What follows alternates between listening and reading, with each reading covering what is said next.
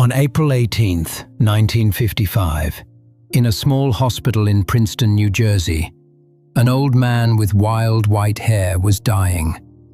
A man the entire world recognized better than most presidents or kings. He had a failing heart. An aortic aneurysm was tearing quietly from the inside, and the doctors were offering surgery that might have bought him a few more months. He turned it down. "I want to go when I want to go," he told his doctor. "It's tasteless to prolong life artificially." On the nightstand next to his bed lay sheets of paper covered in small, dense handwriting. Formulas crossed out and rewritten. Not memoirs, not letters to his family. Equations. He was still working on a unified field theory in the very last lucid hours of his life, trying to finish what he'd started half a century earlier as a young man earning his living checking other people's patent applications in the Swiss city of Bern. And here's what's remarkable. Between that man in the Swiss patent office in 1905 and this old man in a Princeton hospital bed in 1955 lies exactly 50 years. In those 50 years, the same person managed to overturn humanity's understanding of space, time, gravity, light, mass, energy, and in some sense of reality itself. He did it without a laboratory, without a team, without even a recognized academic position at the moment of his greatest discovery. All he had was a pencil, some paper, and one idea that had nagged him since he was 16 years old. What would it look like if you ran alongside a beam of light? Those same 50 years contained much else.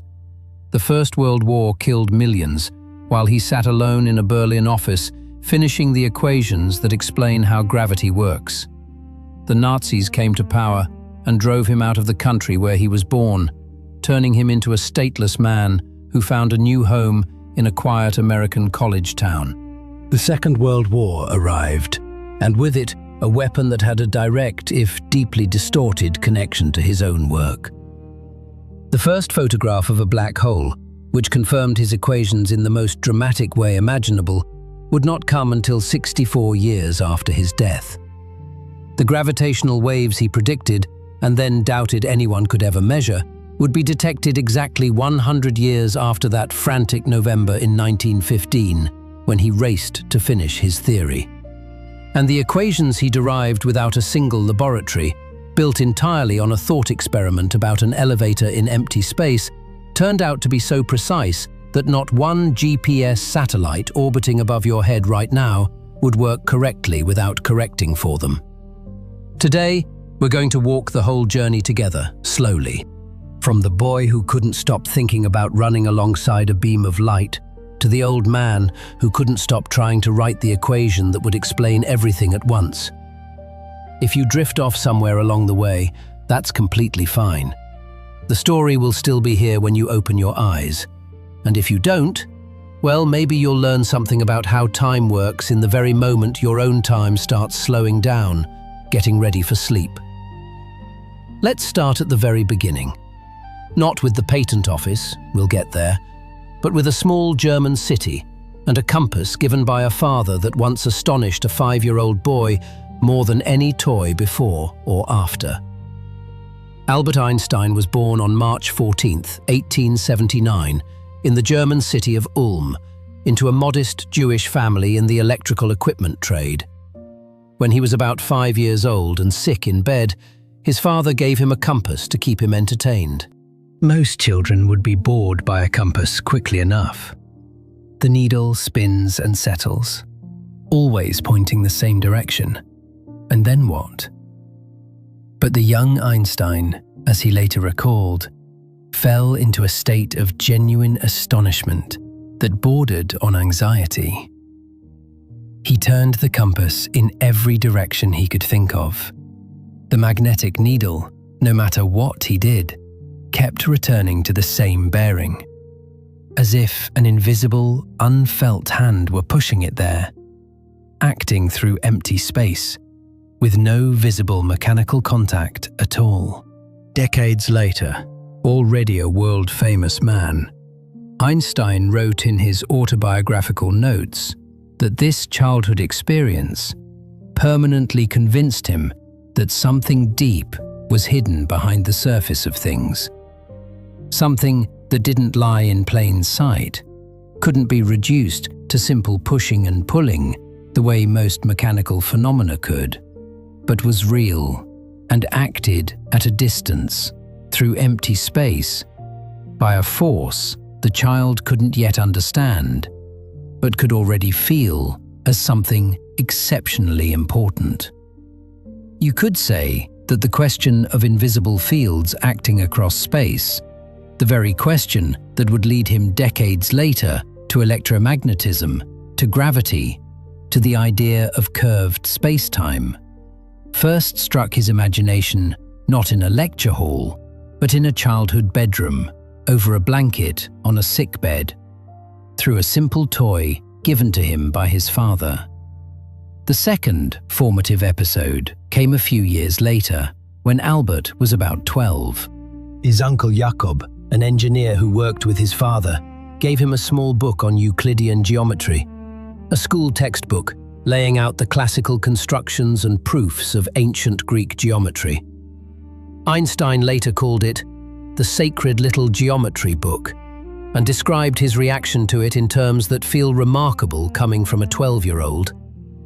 What struck him was not simply that geometric statements turned out to be true, it was that they could be proven by building a strict and irrefutable chain of logical steps from a handful of obvious starting assumptions, and that from these axioms, everything else followed with mathematical inevitability, including results that weren't obvious at all, like the Pythagorean theorem about right triangles.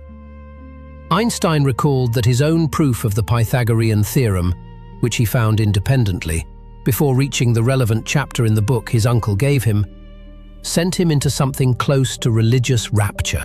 This is almost certainly the origin of the word sacred he later applied to that modest school textbook. He wrote that around this age, he formed a deep conviction that the human mind could grasp the structure of nature through pure thought backed by strict logic, without having to rely solely on experiment and observation. A conviction that would become the signature method of his entire scientific career. The special theory of relativity, as we'll see, was born not from a new experimental discovery, but from clean, relentless, logical analysis of already known facts, pushed to their most startling conclusions. Alongside this early love of pure logical thinking, Einstein was developing another passion that would stay with him for life: music. His mother Pauline, a pianist herself, insisted he begin violin lessons at 6. At first, the lessons were a struggle. But by 13, once he discovered Mozart's sonatas, he fell in love with the instrument so deeply that the violin remained his constant companion until the end of his life. He gave charity concerts at the height of his world fame. He told people more than once that music and physics were for him two sides of the same impulse, a search for harmony, for beauty hidden inside a strict, ordered structure, whether that structure was a musical composition or a law of nature. There's a widespread myth that Einstein was a poor student. His grades in math and physics were in fact excellent from his earlier school years, which directly contradicts the popular legend that he failed school mathematics. That legend appears to have grown from a confusion between German and Swiss grading systems. Later biographers mistakenly read his high Swiss scores as low ones because the scales ran in opposite directions. Where the young Einstein genuinely clashed with school was in subjects requiring mechanical memorization and in the rigid, authoritarian atmosphere of the Prussian-style gymnasium in Munich, where his family had moved. He couldn't stand drill, mindless repetition, and blind deference to the teacher's authority. That tension eventually led to the departure from the Munich school we've already mentioned, and to the move to Italy, where a 16-year-old boy asked himself the question about running alongside a beam of light. Einstein's type of thinking is also worth noting. In later autobiographical writings, he observed that as a child he began speaking relatively late, noticeably later than most peers, which worried his parents. But when thought finally started finding words, those words were not mere labels for objects or ready-made formulations. Behind them were images, pictures, physically felt mental scenes, like that scene with the beam of light he would turn over in his mind from 16 until the patent office. He said more than once in later years that his own thinking was by nature more visual and kinesthetic than verbal, that the solution to a problem would arrive first as a physical sensation of rightness, an almost muscular intuition about how the parts of a picture should fit together, and only afterward unfold into words and formulas. This makes complete sense once you look at the thought experiments that became his signature method: the train and the embankment, the falling man, the elevator in empty space. None of these are abstract mathematical constructions. They are films he ran inside his head, refining the details until the physics became visually clear, and only then translating the image into equations. It was with this particular baggage, a compass, a geometry book, and a violin, that the boy from Ulm set off on his long journey.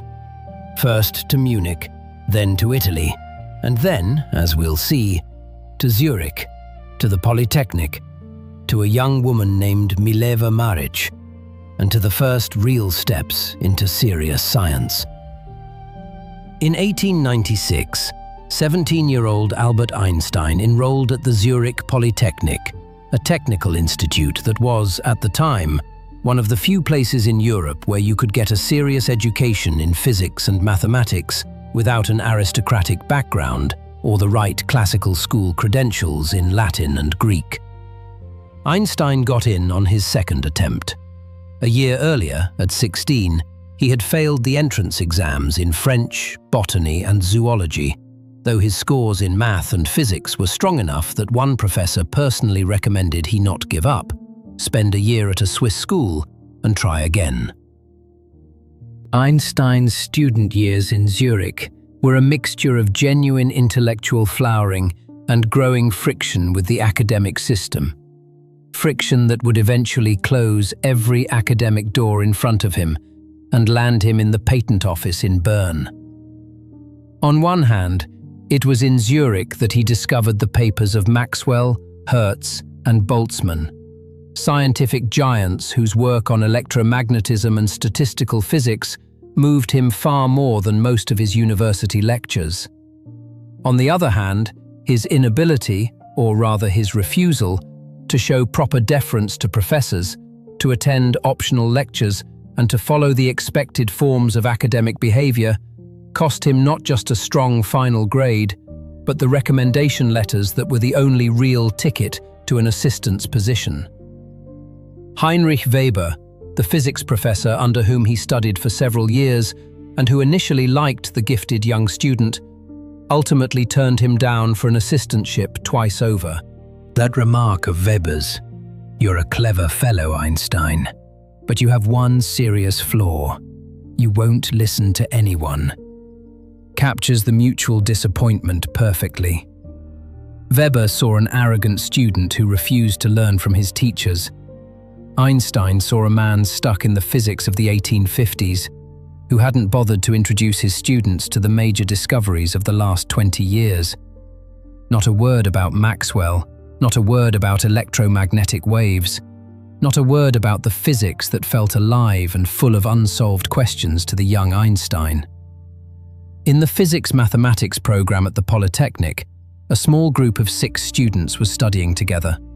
Among them was exactly one woman, Mileva Maric, a Serbian from a modest family who had come to Switzerland precisely because Swiss universities were among the first in Europe to admit women to full study on equal terms with men. Mileva was a serious, focused student, a few years older than Einstein, and for a time, her academic performance was a match for his, In some subjects, she even exceeded it. A friendship between them quickly turned into something romantic, built largely on a shared obsession with physics. Einstein's letters from this period are full of discussions about recent scientific papers, breakdowns of Maxwell's equations, thoughts about the nature of the ether, the very questions that, a few years later, would lead to the special theory of relativity. Those letters, and quite a few survived, became the source of one of the most discussed and most contested questions in Einstein's biography. In several of them, he uses "we" when talking about his work on physics problems. This gave rise to a theory that Mileva was not simply a listener and sounding board, but a genuine co-author of his early ideas, whose contribution was later left unacknowledged and forgotten. Historians of science who have carefully studied the full available archive of letters and documents have generally reached a more cautious conclusion. Mileva was a brilliant intellectual companion with whom Einstein could discuss the most complex physics on equal terms, and that closeness undoubtedly fed and sustained his thinking during his student years. But no direct documentary evidence has survived showing her as the co-author of the specific equations or ideas that make up the 1905 papers. Mileva herself, tellingly, failed the Polytechnic's final exams twice, with a notably lower score in physics than Einstein, and never completed her own degree. In 1900, Einstein finished the Polytechnic without distinction, with fairly average grades by the standards of professors expecting to keep the best graduates as assistants. The years of humiliating, repeatedly unsuccessful attempts to find an academic position that we've already touched on began then. Letters to professors all across Europe, and polite or not so polite rejections from every one of them. In those same years, in 1902, Einstein and Mileva, not yet married, had a daughter they named Liesel. This is perhaps the most mysterious and most painful page of Einstein's entire biography. Almost nothing is known with certainty about the fate of this child. The girl was born and spent some time with Mileva's relatives in Serbia, is mentioned in a few early letters from Einstein, and then vanishes entirely from all surviving correspondence and documents. Historians argue about what happened. One version holds that she died in infancy from scarlet fever. Another says she was given up for adoption to a Serbian family. Neither version has been confirmed with complete documentary certainty, and that uncertainty itself says something about how fragmentary and incomplete the archives can be, even for the most famous people in history. In January 1903, Einstein and Mileva finally married, after he had at last found steady work. That very position as a clerk in the Bern Patent Office, which, according to one version of events, he got partly through the help of the father of his friend Marcel Grossmann. That's the same Grossmann whose careful lecture notes had more than once saved Einstein at exam time, and the same friend he would come to in desperation a decade later, begging for help with the impenetrable geometry of Riemann. 2 sons were born to the couple, Hans Albert and Eduard. In the early years of the patent office, by later accounts from people who knew the family, it was Mileva who ran the household, freeing up Einstein's evenings for those same reflections on the synchronization of railway clocks and racing beams of light that would eventually produce the papers of 1905. The marriage did not survive the test of time and Einstein's growing fame. The couple effectively separated before the First World War. Their official divorce came in 1919, the very year Einstein's name thundered around the world after the eclipse. Under the divorce terms, Einstein agreed to hand over the entire cash prize of a future Nobel, which, by then, he was nearly certain he would eventually receive, to his former wife, though at that point, the prize was still a hope rather than a fact. Bern, Switzerland, 1905. If you walked past the unremarkable building of the Federal Patent Office on Genfergasse, you would never have guessed that inside, at one of its many identical desks, sat a man who would upend physics within months. Albert Einstein was 26. He had no professorship, he had no laboratory, he had no academic career in any conventional sense. After graduating from the Zurich Polytechnic, he had been turned down for an assistantship at every department he wrote to, every one of them. And so, unable to find a place in science, Einstein had taken a job at the patent office reviewing patent applications. He was a technical expert, second class, on a salary modest enough for a comfortable but spare life. The patent office building on Genfergasse was small and tidy, typically Swiss, architecturally unremarkable, just a workplace. Einstein sat at one of the wooden desks surrounded by colleagues doing similar work. None of them, of course, suspected that the man to their left or right was quietly turning over thoughts that would, within a few months, rewrite physics. The work required attention and clear logical thinking, but was routine enough not to consume all of Einstein's mental energy. Precisely this combination, the need to stay alert but not in an exhausting way, was, by his own later account, what left him the inner stillness in which new ideas are really born. Not under the pressure of deadlines, not under the weight of academic hierarchy demanding ever narrower, ever more specialized results, but in a quiet, largely unsupervised, internal conversation with himself that could go on for months without interruption. His patent office colleagues, judging from later recollections of people who knew him then, remembered him as lively and sociable, someone who could explain complicated things simply and who was happy to chat during breaks. Not at all the portrait of a brooding genius avoiding human contact for the sake of work. One of the few close friends from those years, the Serbian engineer Milovan Savic and an Italian engineer named Michele Besso, who had joined the same patent office at around the same time and became Einstein's closest intellectual companion in the Berner years, recalled long evening conversations in which Einstein would lay out his thoughts about the nature of electromagnetism, about the ether, about the speed of light. Thoughts that might have sounded to an outsider like abstract philosophical musings, but were for Einstein himself a slowly ripening fruit of years of unrelenting attention to a single question. Besso, in particular, holds a special, if unconventional, place in relation to the famous 1905 paper. At the end of that paper, Einstein thanked him, the only person mentioned in the work, for his faithful friendship and for valuable suggestions. The story behind that thanks is this.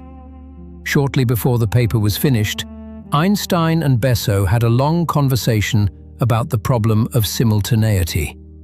And in the course of that conversation, according to Einstein's own account, preserved in later recollections, he suddenly, after months of failed attempts, saw the heart of the solution.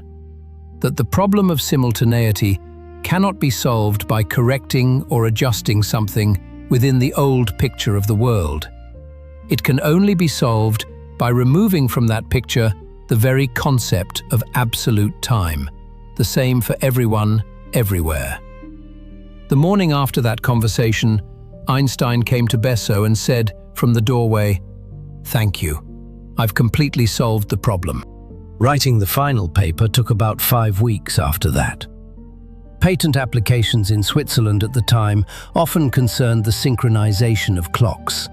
The country was laced with railways, and getting the trains to run on schedule required clocks at different stations to agree to within seconds. Inventors submitted drawings of electrical signaling schemes for transmitting a time signal by wire from one station to another. Every day, for a salary, Einstein was thinking through one and the same practical question. What does it actually mean for two events at two different stations to happen at the same time? How can you even verify that if the signal you use to sync the clocks doesn't travel instantaneously, but at some finite speed? Most people doing that job would have stamped the applications and gone home, but Einstein had one particular trait that had set him apart since childhood. He could not let a simple question go until he had reached the very bottom of it. And this question had started long before the patent office. When he was about 16, living in northern Italy where his family had moved, he was already done with the Munich gymnasium. Too much rote learning, too little genuine understanding, as he later recalled. Walking somewhere alone, the teenage Einstein asked himself a question that sounds almost childlike, but in fact detonates the physics 3 centuries of science had been built on. What would I see if I ran alongside a beam of light at the speed of light itself? Stop and really picture this with him. You're running, and right beside you flies a beam of light. And somehow, impossibly, you're keeping pace with it. If you believed everything school taught you about speed, that speeds add and subtract, that if you run alongside a train at the same speed as the train looks frozen from your perspective, then a beam of light should look frozen too. A standing wave of electric and magnetic fields, just hanging in space, going nowhere. But the young Einstein already knew something crucial about light. He'd been studying the equations of the Scottish physicist James Clerk Maxwell, which described electricity and magnetism. And those equations implied something strange. A frozen, motionless light wave is simply not something Maxwell's equations allow. They require light to move, constantly, at a fixed speed. They leave no room for a version in which light can stand still relative to anyone. A frozen beam of light wasn't just a weird picture. It was something that, by the inner logic of electromagnetism, could not exist. So something in the very idea of running alongside light and seeing it hold still was broken from the start. Either Maxwell's equations were wrong, and they predicted the behavior of electricity, magnetism, and light with excellent accuracy across every known experiment, or something far deeper and far more sacred to physics was wrong. The very idea that speeds add together by simple arithmetic, the idea everyone had taken for granted since Isaac Newton.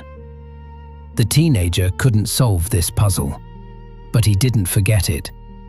He carried it through university, through the endless rejections, through the years of searching for work, and finally brought it with him to the desk at the patent office in Bern, where, reviewing applications about the synchronization of railway clocks, he found the missing piece. To understand what that piece was, we first need to understand what kind of physical picture of the world made this question unanswerable, and why almost every serious scientist of the time was completely sure they already knew the right answer.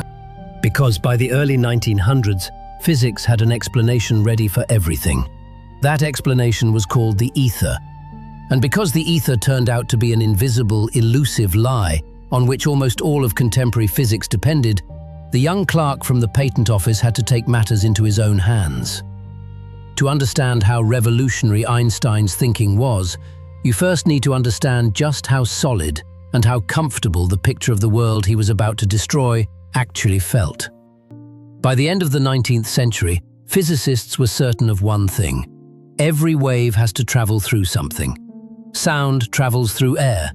Pump the air out from under a glass bell jar, and the bell inside falls silent even as it keeps ringing. Waves on water travel through water. This seemed like a universal law of nature. No wave without a medium to wave in. And since light, according to Maxwell's equations, was a wave, an oscillation of electric and magnetic fields, scientists made the logical conclusion available to them at the time: there must be some medium through which light oscillates. They called this hypothetical medium the ether. The ether would have to be a very strange substance. It had to fill all of space, including, apparently, the perfect vacuum of the cosmos. Otherwise, starlight would never reach us. It had to be so tenuous and unfelt that planets could pass through it without any noticeable resistance, or their orbits would have drifted visibly long ago. And yet it had to be rigid enough to carry the vibrations of light at roughly 186,000 miles per second, because the stiffer the medium, the faster waves generally travel through it. This combination of properties, weightlessness alongside incredible rigidity, was inherently suspicious. But nobody was offering an alternative, and the ether settled firmly into textbooks as a given, as natural as air or gravity. And this idea had one direct consequence that could be checked experimentally. If the ether is a motionless medium filling the entire universe, and the Earth is flying through it along its orbit around the Sun at about 19 miles per second, then the Earth must experience something like an ether wind, a constant flow of ether blowing past it, exactly as you feel a headwind when you stick your arm out the window of a moving car, even on a perfectly calm day. And if such a wind exists, then the speed of light measured in the direction of that wind should differ slightly from the speed measured perpendicular to it, just as a swimmer going against a river's current moves slower relative to the bank than a swimmer crossing the same current. In 1887, two American physicists, Albert Michelson and Edward Morley, built one of the most precise instruments of their time, specifically to catch this ether wind. Their device, an interferometer, split a beam of light in two, sent the halves in perpendicular directions, and then rejoined them. If the speed of light differed even slightly between the two directions, the two parts of the beam, having traveled effectively different distances in time, would arrive just slightly out of sync, and a characteristic pattern of alternating light and dark fringes would shift when the device was rotated. Michelson and Morley mounted the apparatus on a massive stone slab floating in a pool of mercury, so it could be smoothly rotated in any direction without vibration, and began hunting for the ether wind. They found nothing, not the slightest shift in the fringes, in any direction. They repeated the experiment at different times of day and different seasons, calculating that at some point the Earth's orbital motion must align with or oppose the presumed wind direction, and each time got the same result. Nothing. The speed of light was completely identical in whatever direction they measured it. It's important to understand that Michelson and Morley were far from the only ones who tried to catch the ether wind in the years that followed. After their first results were published in 1887, experiments hunting for the ether's influence on the speed of light were repeated by various scientists with increasing precision all the way into the early 1900s. And every time, the result was the same. No ether wind, no difference in the speed of light by direction. Absolutely nothing. Michelson himself, incidentally, felt a deep discomfort for the rest of his life about the fact that his experiment, designed to prove the ether's existence, had become one of the main arguments against it, and he harbored a quiet hope until the end that a more refined repetition might still find some trace of the ether wind. That hope was never fulfilled. This was one of the most famous negative results in the history of science, an experiment that didn't find what it was designed to find, and in doing so, told scientists far more than any positive result would have. The physics community responded predictably. Instead of questioning the ether's existence, scientists began inventing increasingly elaborate explanations for why the ether wind could not be detected, even though it definitely had to be there. The Irish physicist George Fitzgerald, and independently, the Dutch physicist Hendrik Lorentz, proposed an idea that today sounds almost like an act of desperation to save a sinking theory. What if objects moving through the ether physically contract in the direction of their motion? What if Michelson and Morley's instrument shrank by exactly the right amount to perfectly compensate for the expected time difference in the light's travel. Lorentz was a truly exceptional scientist and human being, one of the greatest theoretical physicists of his generation, and the man Einstein later said he admired and respected more than any other scientist he had ever met. When Lorentz died in 1928, it was Einstein who delivered the memorial address, calling him the most beautiful person he had ever known. Lorentz worked out the precise mathematical formulas describing exactly how much a body must contract as it moves through the ether at a given speed. Formulas that, as we'll see shortly, turn out to be almost identical to the equations Einstein would later derive. But the meaning Lorentz put into those formulas was completely different.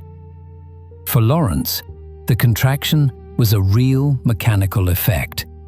The ether was physically squeezing objects flying through it, the way wind flattens a sail. It was a patch on an old theory, not a new one. And this was the essence of the dead end physics had reached by the early 1900s. Scientists had an ether theory that explained almost everything except one deeply inconvenient experiment. And to explain that experiment, they kept adding stranger and more purpose-built amendments.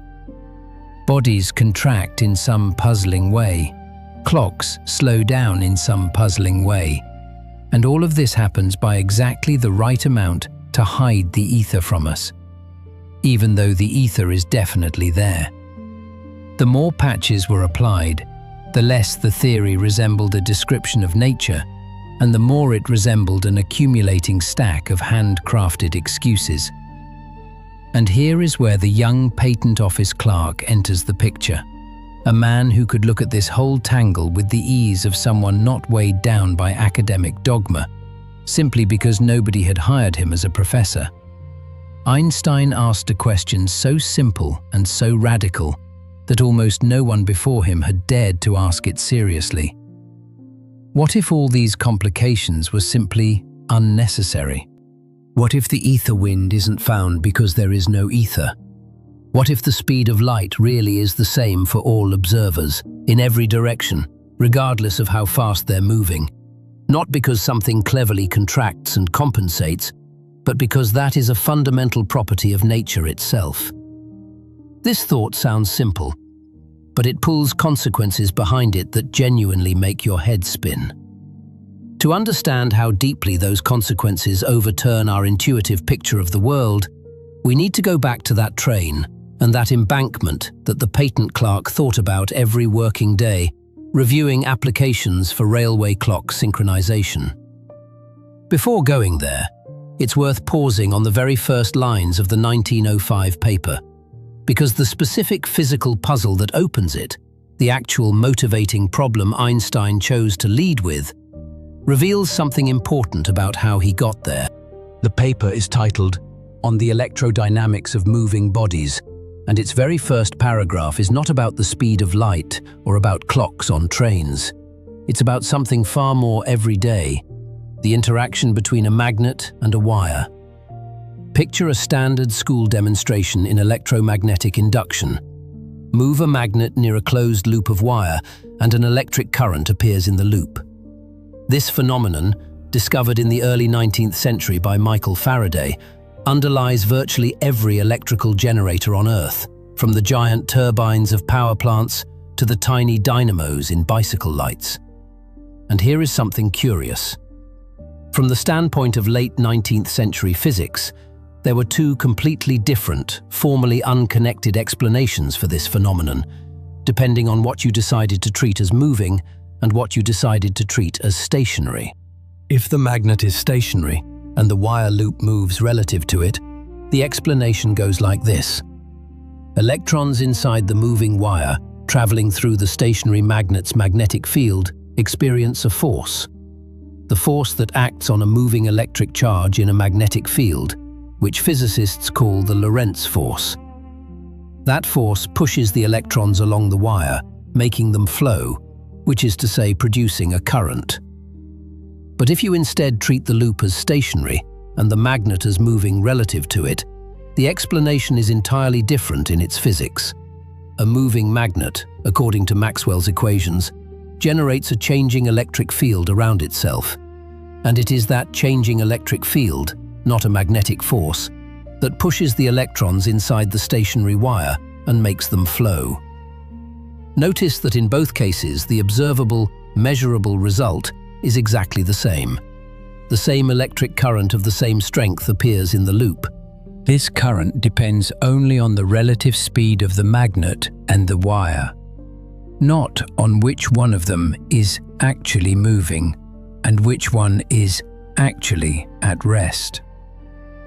But the physical explanation, the internal cause and effect logic that physicists of the time used to describe what was happening, came out radically different depending on an entirely arbitrary choice of which object to call stationary.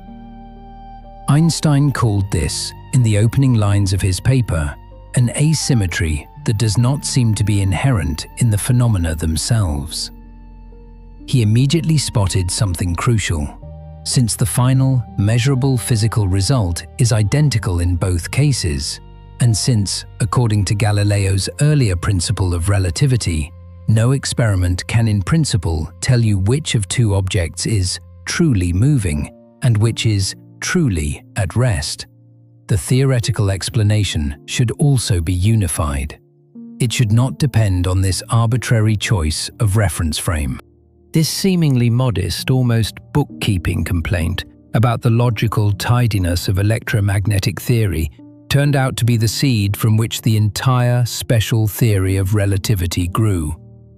Einstein realized that if you took Galileo's principle of relativity, the idea that the laws of physics should look the same for all observers moving at constant velocity, and applied it all the way, not just to mechanics as Galileo himself had done, but to electromagnetism and Maxwell's equations as well, then the old Newtonian framework of space and time simply could not survive the extension.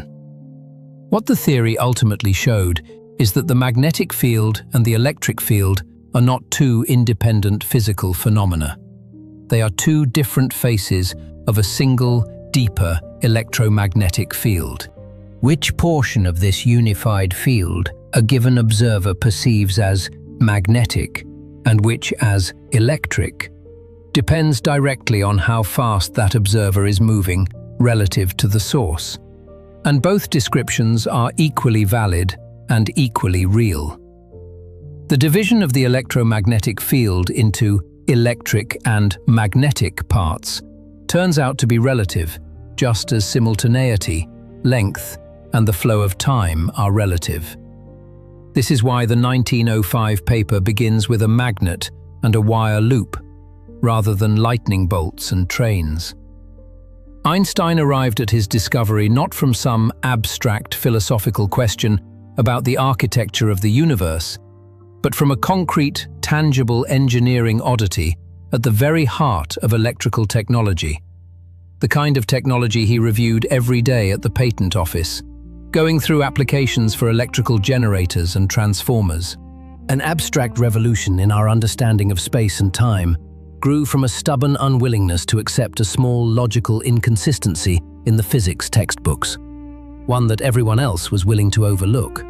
Now, armed with this understanding of where the theory actually came from, let's turn to the most famous of Einstein's thought experiments: the train, the embankment, and the two lightning bolts that struck, apparently, at the very same moment.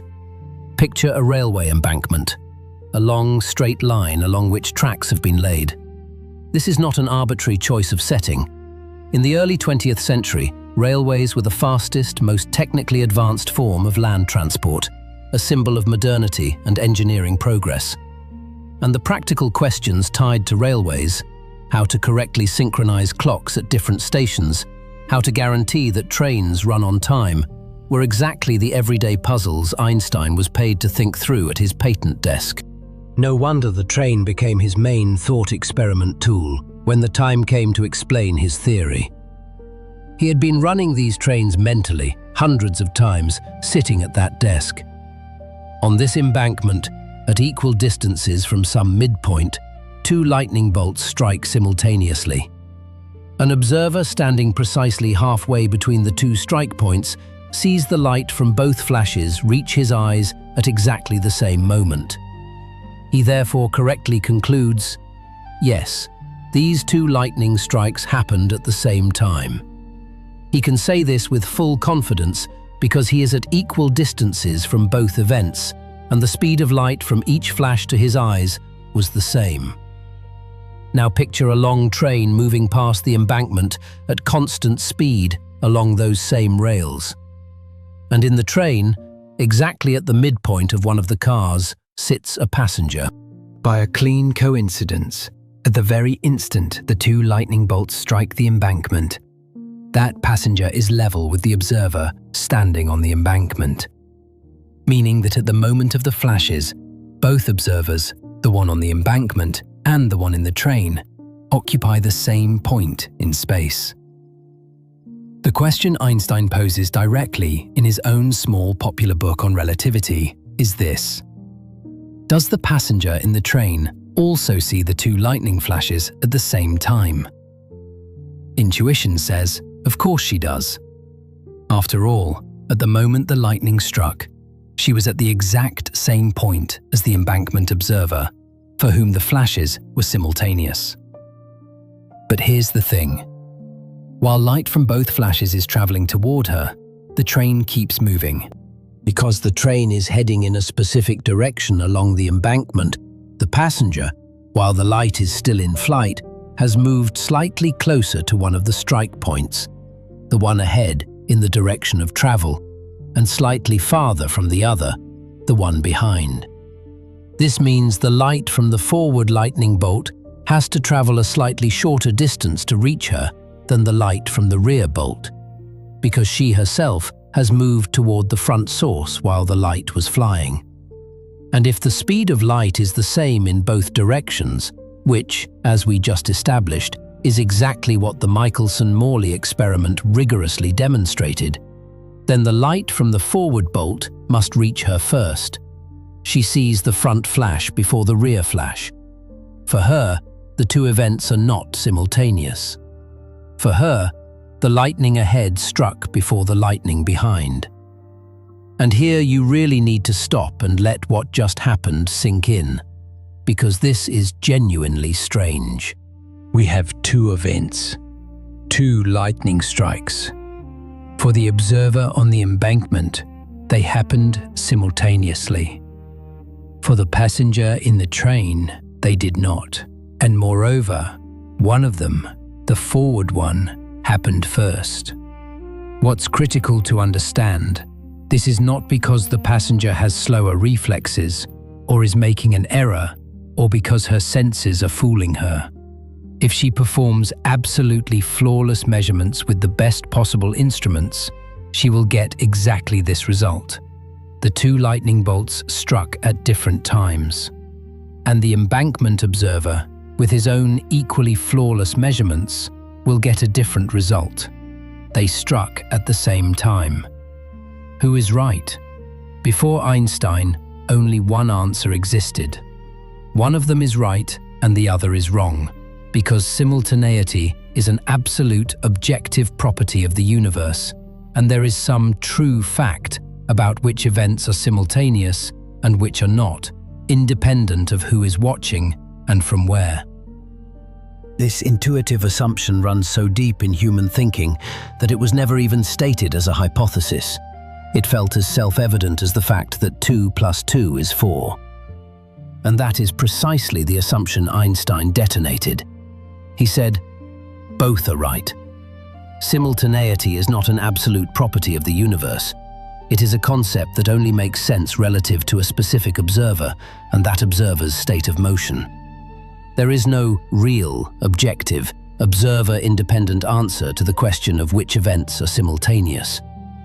Every observer, moving at their own velocity, builds their own completely valid, completely real sequence of events. And these sequences, for observers moving relative to each other, can disagree. This is the foundation of the special theory of relativity. And from this single foundation, everything else follows. Time dilation, length contraction, the famous equation relating mass and energy.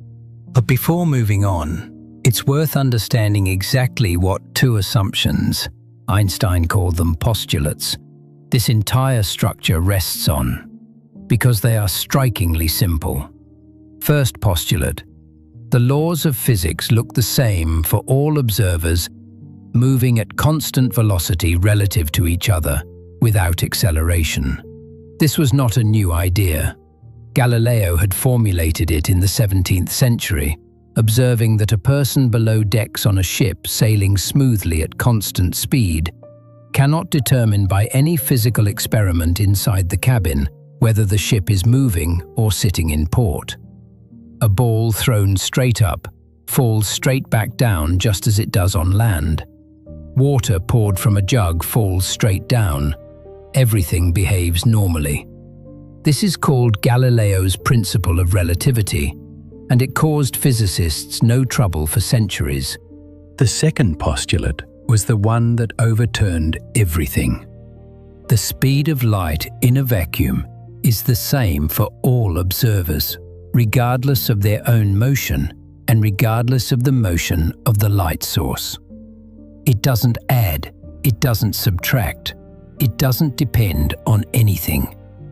If you're flying toward a beam of light at half the speed of light, you will still measure that beam approaching you at the full speed of light, not 1.5 times the speed of light, as simple Newtonian arithmetic would suggest. And if you're flying away from a beam at half the speed of light, you will still measure it receding from you at the full speed of light, not at half. This sounds like an absurdity, a violation of the elementary logic of adding velocities, which underlies all of everyday life. And precisely because it sounded so absurd, no physicist before Einstein had been willing to take this postulate literally, as a hard truth about nature rather than a convenient approximation. Everyone was looking for a way around it, trying to patch the old velocity arithmetic with clever tricks like Lorentz's contracting ether. Einstein did something far more radical and far simpler. He accepted the postulate literally, in all its inconvenient fullness, and asked himself, what if the arithmetic of velocities I learned in school is simply wrong at high speeds? What if we have to give up not the second postulate, but the very intuitive idea of time as something universal and absolute, flowing identically for everyone in the universe? That step, the willingness to sacrifice the very idea of a single, universal time running at the same rate for everyone, is the intellectual courage that set the patent clerk apart from all the professors who had turned him down. They were not less intelligent than him. They simply were not ready to let go of an idea that felt so obvious it had never occurred to anyone to question it. Now that we understand the two simple postulates the whole edifice rests on, it's time to see what specific, measurable, testable consequences they lead to, and why those consequences, for all their strangeness, turned out to be completely real. Here is a simple thought experiment that physicists love to use for explaining Einstein's next step. It's called light clocks, and while Einstein himself framed things somewhat differently, the underlying logic is exactly the same as in his book. Imagine a clock built as simply as possible. Inside a vertical tube, a beam of light bounces between two mirrors, one at the bottom, one at the top. Every time the beam reaches the bottom mirror, the clock makes one tick. Because the speed of light is constant and known, and the distance between the mirrors is fixed, such a clock keeps time with absolute regularity. It is a perfect clock. Now imagine this clock is sitting inside that same train, rushing past the embankment. For the passenger in the train, who sees the tube right in front of her, nothing changes. The beam of light just travels up and down, and the clock ticks at its usual rate. But what does the observer on the embankment see, watching this same clock through the window of the passing train? For him, The tube is not standing still. It's moving forward with the train. So while the beam of light travels from the bottom mirror to the top mirror itself has shifted forward with the train. For the beam to reach it, the light has to travel not just straight up, but diagonally, upward and simultaneously forward, chasing the receding mirror. And a diagonal path, as basic geometry tells us, is always longer than one of the sides of the right triangle it forms. Now remember Einstein's second postulate. The speed of light is the same for all observers. So for the observer on the embankment, light travels at that same constant speed. But from his perspective, the light has to cover a greater distance to get from one mirror to the other, because the path goes diagonally rather than straight up. If the speed is the same and the path is longer, the trip takes more time.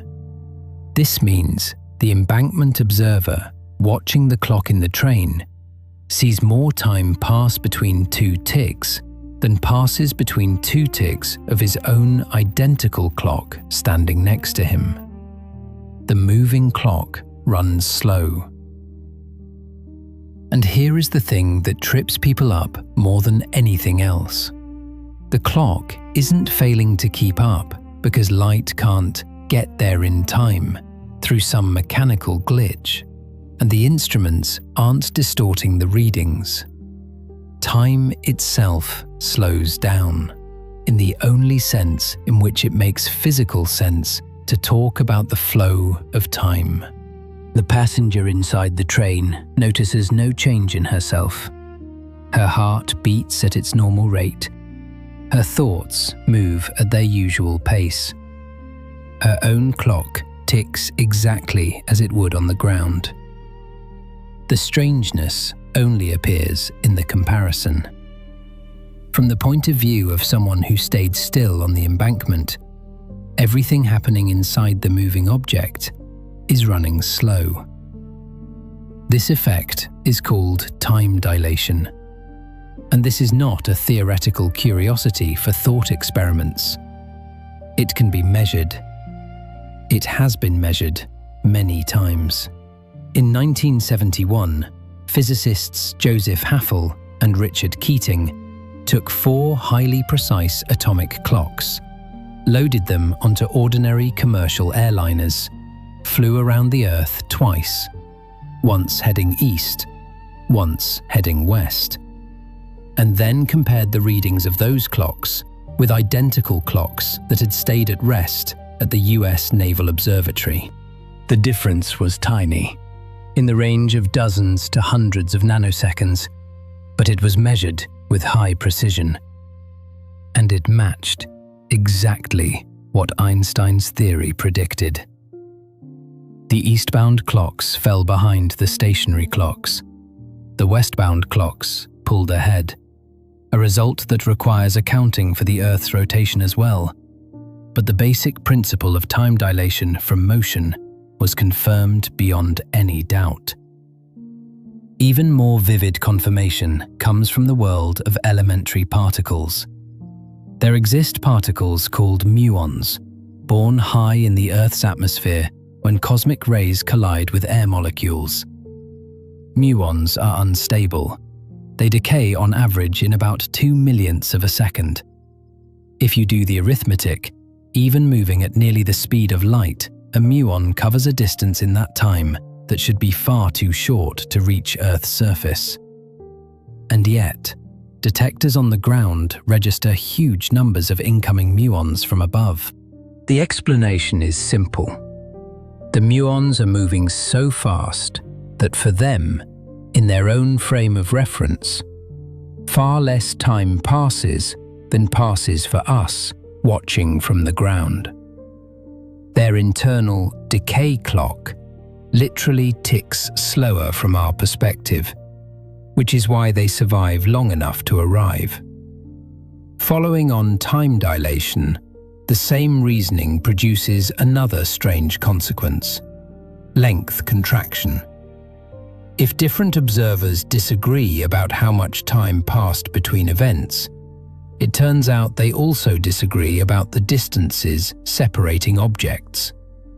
An object moving relative to an observer appears to that observer slightly compressed in the direction of its motion, by exactly the amount needed to keep the whole picture logically consistent. And remarkably, the formulas describing this compression are mathematically identical to the formulas Lorentz had already derived before Einstein, trying to save the theory of a stationary ether. The formulas are the same. The meaning is completely different. For Lorentz, bodies physically shrank because the ether was squeezing them. For Einstein, no physical squeezing is happening at all.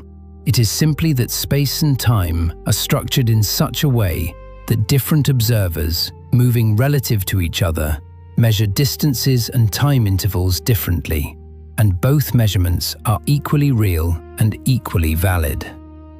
This was Einstein's true revolution.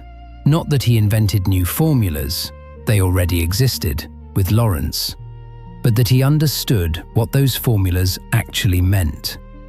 Not a clever mechanical compensation, saving the old picture at any cost, but a completely new picture of the world, in which space and time are no longer separate, independent, absolute backdrops against which physical events play out. They are woven together, and they depend on the state of motion of the observer. A few years after Einstein published his paper, one of his former mathematics professors at Zurich, a man named Hermann Minkowski, found an elegant way to express this insight in the language of geometry. He proposed thinking not of three-dimensional space and a separate, independently flowing time, but of a single four-dimensional space-time, in which space and time are fused into one inseparable fabric. Minkowski delivered a famous line about this. From this point on, space by itself and time by itself are doomed to fade into shadows, and only a kind of union of the two will survive as an independent reality. Interestingly, Einstein himself was initially cool toward this geometric reformulation. He called it superfluous learnedness. He could not have imagined that this same geometric language, the language of curved four-dimensional space-time, would become the only possible tool for his next, far more sweeping step. But before reaching that step, we need to talk about one more consequence of the theory of relativity, probably the most famous one in all of physics, the formula that today even someone who has never opened a physics textbook can recite. And this formula arrived almost by accident, as a brief addition to the main paper, like a postscript in a letter. And yet it changed the world more than anything else Einstein ever wrote. In the summer of 1905, Einstein submitted to the journal Annals of Physics a paper modestly titled On the Electrodynamics of Moving Bodies, the very one containing the special theory of relativity with the train, the embankment, time dilation, and length contraction. A few months later, he sent the same journal a second, much shorter paper, just 3 pages. It was called, Does the Inertia of a Body Depend upon its Energy Content? And near the end of this short work, almost in passing, Einstein derived the equation that today everyone knows. E equals m times c squared. To follow Einstein's reasoning and understand where this formula came from, picture a body that emits light in 2 opposite directions simultaneously. Say, 2 equal pulses of light, flying in exactly opposite directions. From the perspective of an observer relative to whom this body is at rest, everything is simple. The body lost some energy in the form of light, but stayed in place, because the emission was symmetric in both directions, and the momenta of the 2 light pulses cancelled each other. Now imagine the same event as seen by a second observer, who sees the emitting body moving relative to him at some velocity. Einstein, applying the freshly derived formulas of special relativity to the energy of light, showed that for this moving observer, the energy of the 2 light pulses emitted by the same body is slightly different from what the stationary observer measured, through an effect physicists call the Doppler shift, analogous to the way the sound of a siren rises in pitch as a car approaches and drops as it passes. When Einstein carefully calculated this energy difference from the two observers' perspectives and required that the laws of conservation of energy and momentum hold equally for both, one conclusion was unavoidable. To keep the entire picture logically consistent, the mass of the body must have decreased when it emitted light, by an amount exactly equal to the emitted energy divided by the speed of light squared. In other words, the body's mass literally decreased because the body lost energy. Mass and energy turned out to be not two different things, but two aspects of the same thing, so interchangeable that one can be directly converted into the other through a simple conversion factor, the speed of light squared. Einstein himself wrote at the end of that short paper, in a sentence that today reads almost prophetically, "The mass of a body is a measure of its energy content." To feel how enormous that conversion factor actually is, it helps to look at the numbers. The speed of light is about 186,000 miles per second. Squared, this number becomes astronomical. This means that even a vanishingly small amount of mass, if completely converted into energy, releases an amount of energy that is almost impossible to picture in everyday terms. 1 gram of matter, about the weight of a standard paperclip, if fully converted into energy, would release an amount comparable to the energy of an explosion of several tens of thousands of tons of TNT. In 1905, this formula was pure mathematical abstraction, an intriguing consequence of a broader theory with no obvious practical application. Nobody, including Einstein himself, yet knew of any mechanism by which nature could actually convert a meaningful amount of mass into energy. Einstein was himself fairly skeptical about the practical prospects of harnessing nuclear energy, considering it extremely unlikely in any foreseeable future, since no known mechanism existed for controlled release of such amounts of energy from matter. It took more than 30 years before physicists studying the structure of the atomic nucleus discovered that nature had in fact found such a mechanism long ago. The splitting of heavy atomic nuclei like uranium, in which the total mass of the products is slightly less than the mass of the original nucleus, and that missing mass is released precisely as energy, exactly according to Einstein's formula. The same principle explains why the Sun and all other stars in the universe shine. Deep inside their blazing cores, light hydrogen nuclei fuse into heavier helium nuclei, and a tiny fraction of their mass is converted into the light and heat that have poured onto Earth for billions of years. It's worth pausing here on a thought that often gets buried under the dramatic history of nuclear weapons. E equals mc squared is not a formula about bombs. It is a formula about the very fabric of reality, about the fact that matter, the stuff that makes up absolutely everything in the universe, including your own body, is in essence frozen, compressed, incredibly concentrated energy. Every atom in your body, right now, lying still and quiet, carries within it an amount of energy that, if fully released, would be comparable to the energy of a large explosion. Fortunately, nature designed things so that this energy is locked safely inside atomic nuclei and is released only under very specific conditions. Otherwise, the stability of matter in the universe would simply be impossible. By 1906, in the space of just one extraordinary year, historians of science would later call 1905 Einstein's miracle year, by analogy with a similar year in the life of Isaac Newton when he, sheltering from a plague outbreak in the countryside, laid the foundations of mechanics, optics, and calculus. The patent clerk had published not only the special theory of relativity and its mass-energy formula, but 2 more papers, each worthy of a Nobel Prize in its own right. One explaining the nature of Brownian motion, and in doing so, definitively proving the real physical existence of atoms, which at the time was still disputed by some serious scientists, and one explaining the photoelectric effect by proposing that light consists of discrete packets of energy, quanta, for which he would eventually, years later, receive his only Nobel Prize. Not for relativity, the Nobel Committee long considered the theory of relativity too speculative and insufficiently confirmed by experiment for so prestigious an award. That detail is revealing in itself. What in 1921 still seemed too speculative for the Nobel was by the 1940s so firmly established that engineers designing radio transmitter synchronization were accounting for it in routine calculations. If Einstein's career had ended right here in 1906, he would still have earned a permanent place in the history of physics as one of the greatest minds of his generation. But he was only just beginning. Because having sorted out space and time for bodies moving at constant speed, he had run into a problem that would torment him for the next 10 years.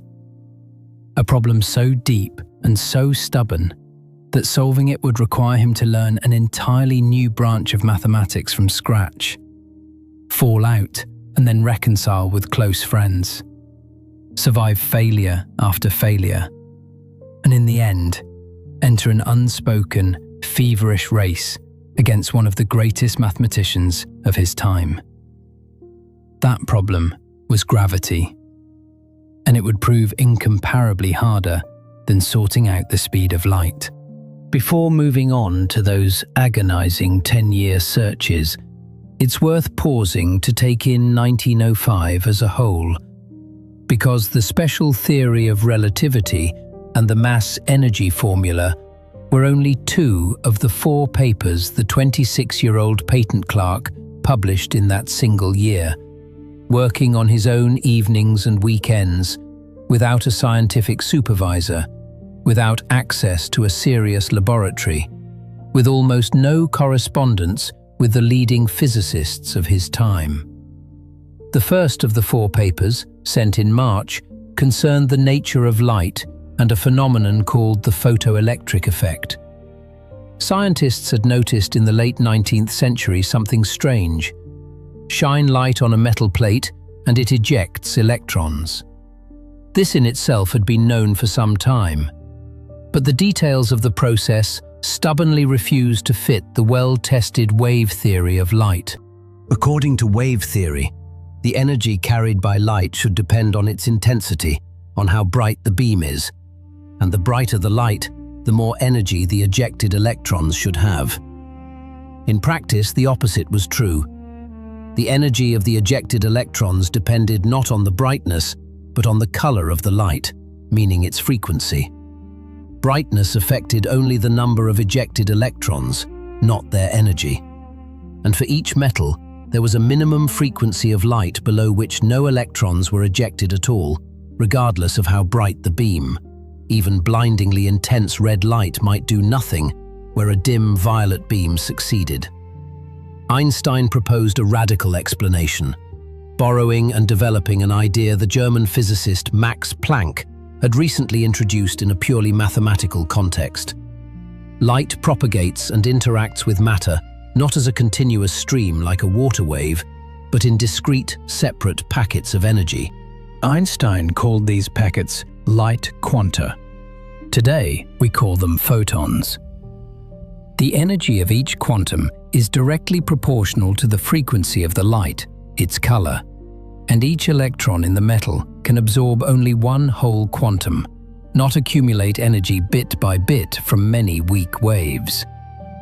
If the energy of one quantum is insufficient to pull an electron free of the metal, no amount of those quanta per second, meaning no brightness of the light, will help, because no individual photon delivers enough of a kick. But if the energy is sufficient, any leftover goes directly into the kinetic energy of the ejected electron, hence the dependence on frequency, not brightness. This simple, bold idea not only explained every experimental peculiarity of the photoelectric effect, but laid the foundation for an entirely new branch of physics: quantum mechanics, the very theory Einstein would spend the last decades of his life arguing against. It was this paper, not the theory of relativity, that earned him his only Nobel Prize. The second paper, sent in May, concerned what is known as Brownian motion, the erratic, trembling, chaotic dance of tiny pollen grains or other fine particles visible under a microscope in a drop of water. This phenomenon had been first described in detail by the botanist Robert Brown back in 1827, and for nearly 80 years, nobody had been able to give it a rigorous, quantitative physical explanation. Einstein proposed this: if matter truly consists of tiny, constantly jostling atoms and molecules, as chemists had long suspected, but some serious physicists still disputed, then a microscopic pollen grain floating in water must constantly be struck by random, asymmetric collisions from surrounding water molecules it can't see. These random nudges, accumulating over time, must drive the particle through exactly the kind of erratic, trembling dance Brown had observed. Einstein derived a precise mathematical formula relating the average distance such a particle drifts in a given time to real physical parameters of the substance, including Avogadro's number, the fundamental constant defining how many atoms are in a given amount of matter. A few years later, the French physicist Jean Perrin experimentally verified Einstein's formula with high precision by carefully tracking the motion of microscopic particles under a microscope and comparing the results to the theoretical prediction. The agreement was excellent, and it was this work, far more than any number of philosophical arguments of the previous decades, that definitively convinced the last holdouts in science that atoms were not a convenient mathematical abstraction, but real physical objects. Perrin later received a Nobel Prize for those experimental confirmations, built squarely on Einstein's theoretical work. The third and most famous paper was the already familiar June paper on special relativity. The fourth was the short September addendum with the mass-energy formula. Any one of these four results on its own would have secured a scientist a lifetime of recognition. Einstein produced all four in sequence in a matter of months, working a full day at the patent office and finding time for his own research only in the evenings and on weekends. When asked later how he had managed it, he said that the clerk's work, demanding attention but not in an exhausting way, left him enough energy for his own thinking in free hours, and that the very need to explain other people's inventions in plain, clear language in patent applications had trained him to lay out complex ideas with maximum clarity and minimum jargon, a habit that later served him well in writing his own scientific papers. Remarkably, in these same months of 1905, Einstein also found time to write a doctoral dissertation, a separate fifth paper of that same year, proposing a new method for determining the size of molecules, and to finally receive a doctorate from the University of Zurich, the formal credential without which he had no grounds to apply for a university position, even after all these revolutionary publications. Among those who first recognized the significance of relativity was Max Planck, the same physicist whose work on energy quanta had inspired Einstein's own explanation of the photoelectric effect. Planck, then editor of Germany's leading physics journal and one of the most influential physicists in the country, saw in the paper by an unknown patent clerk something genuinely significant, and became one of the first to actively promote the new theory among his colleagues. Without that early support from an already recognized scientist, Einstein's path from the patent office to a university chair and then to world fame might have been considerably longer and harder. The formula relating mass and energy, which Einstein derived almost as an aside in his short September paper, has a sequel that brought him not pride, but one of the deepest regrets of his life. This story deserves its own telling, because without it, you can't understand why the old man in the Princeton hospital room in April 1955 was occupied not only with the equations of a unified field theory, but also with one of the most important and most public moral statements of his entire life, signed literally days before his death. In the summer of 1939, shortly before the Second World War began, Einstein was approached at Princeton by his colleagues Leo Szilard and Eugene Wigner, both, like Einstein himself, European emigrants who understood all too well the danger the Nazi regime represented.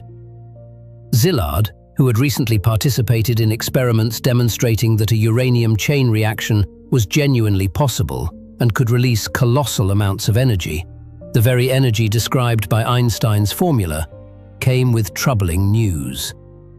German physicists, some of them quite capable, were theoretically in a position to develop a weapon of unprecedented destructive power based on exactly this principle, and there was a real risk Germany might build it first. Einstein, who had not been working in nuclear physics and had long been skeptical about the practical feasibility of a chain reaction, nonetheless immediately grasped the seriousness of the situation.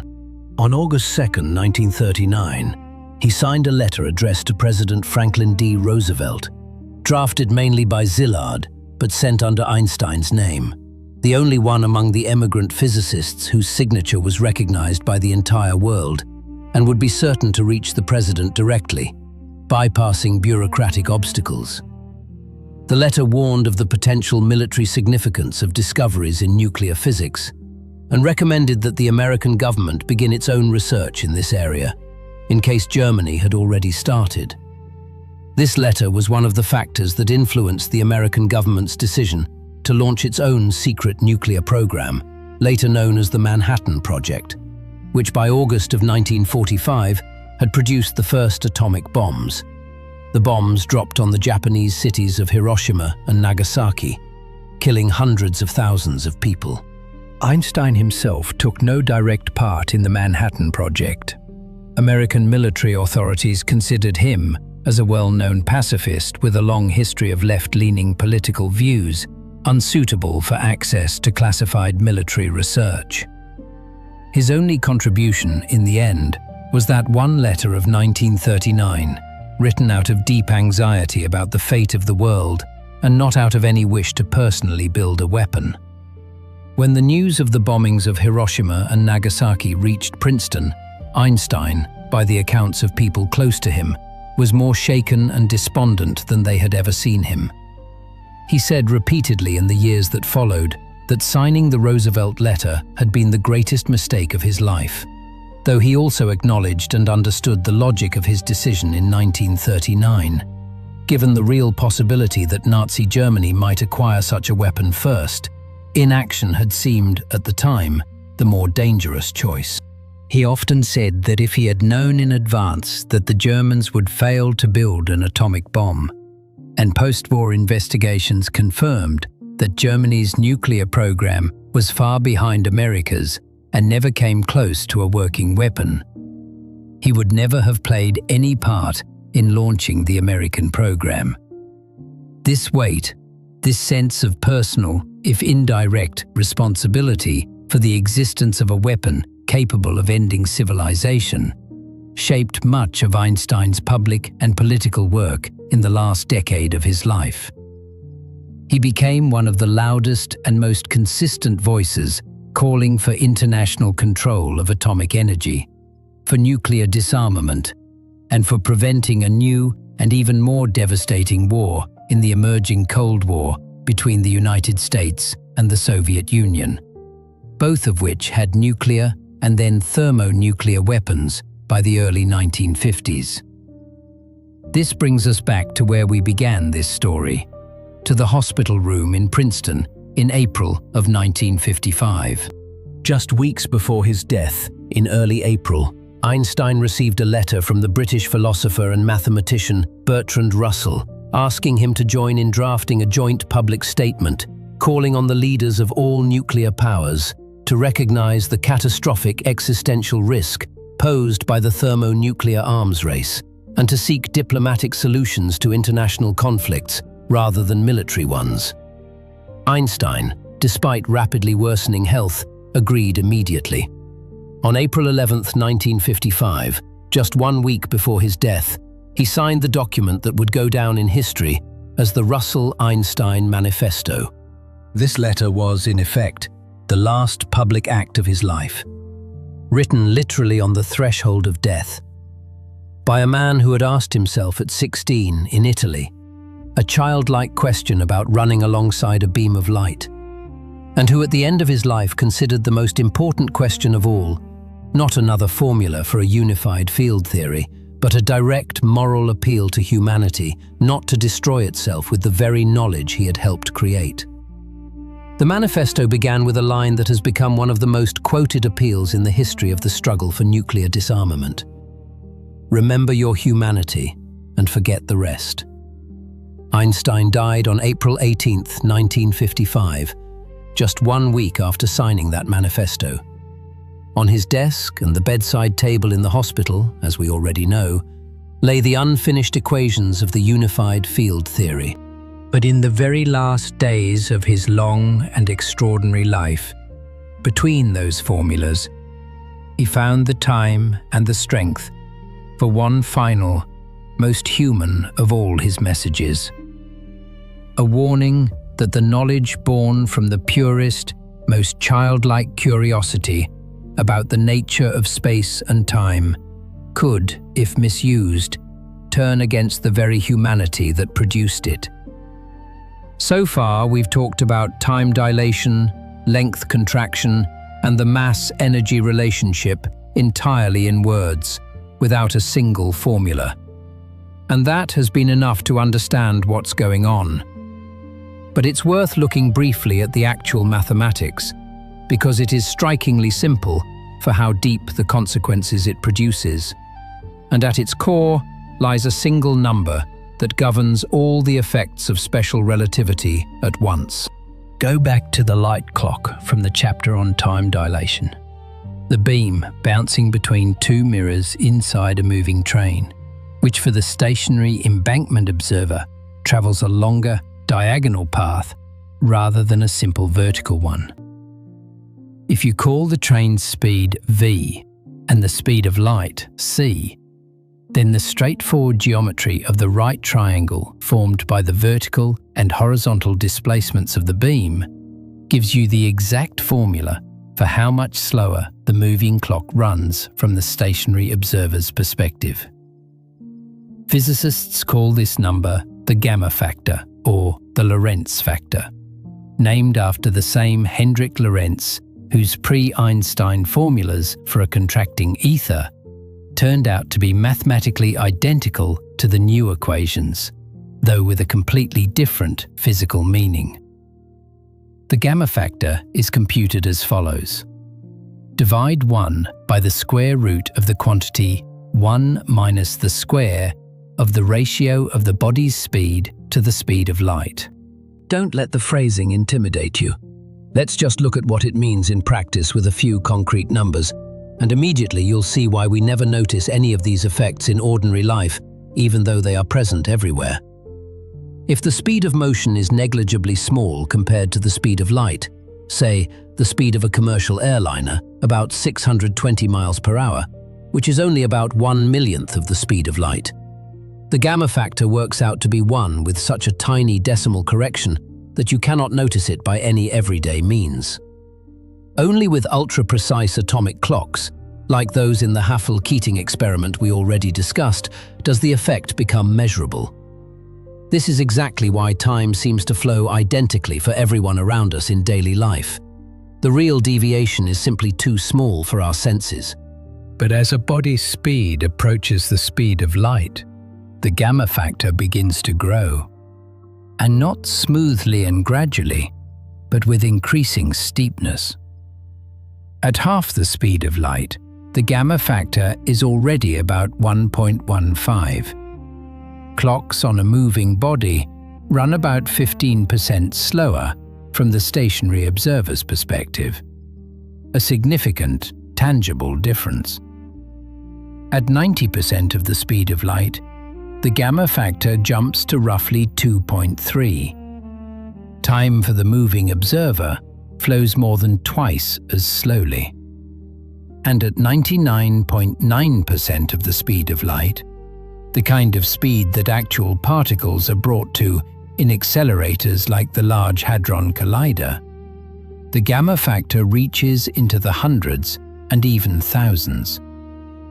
Time for such a particle, from the perspective of a stationary lab observer, nearly stops. This is precisely why unstable particles accelerated to near light speed in accelerators survive long enough to cross detectors and travel distances thousands of times larger than they could possibly cover in their own undilated lifetimes.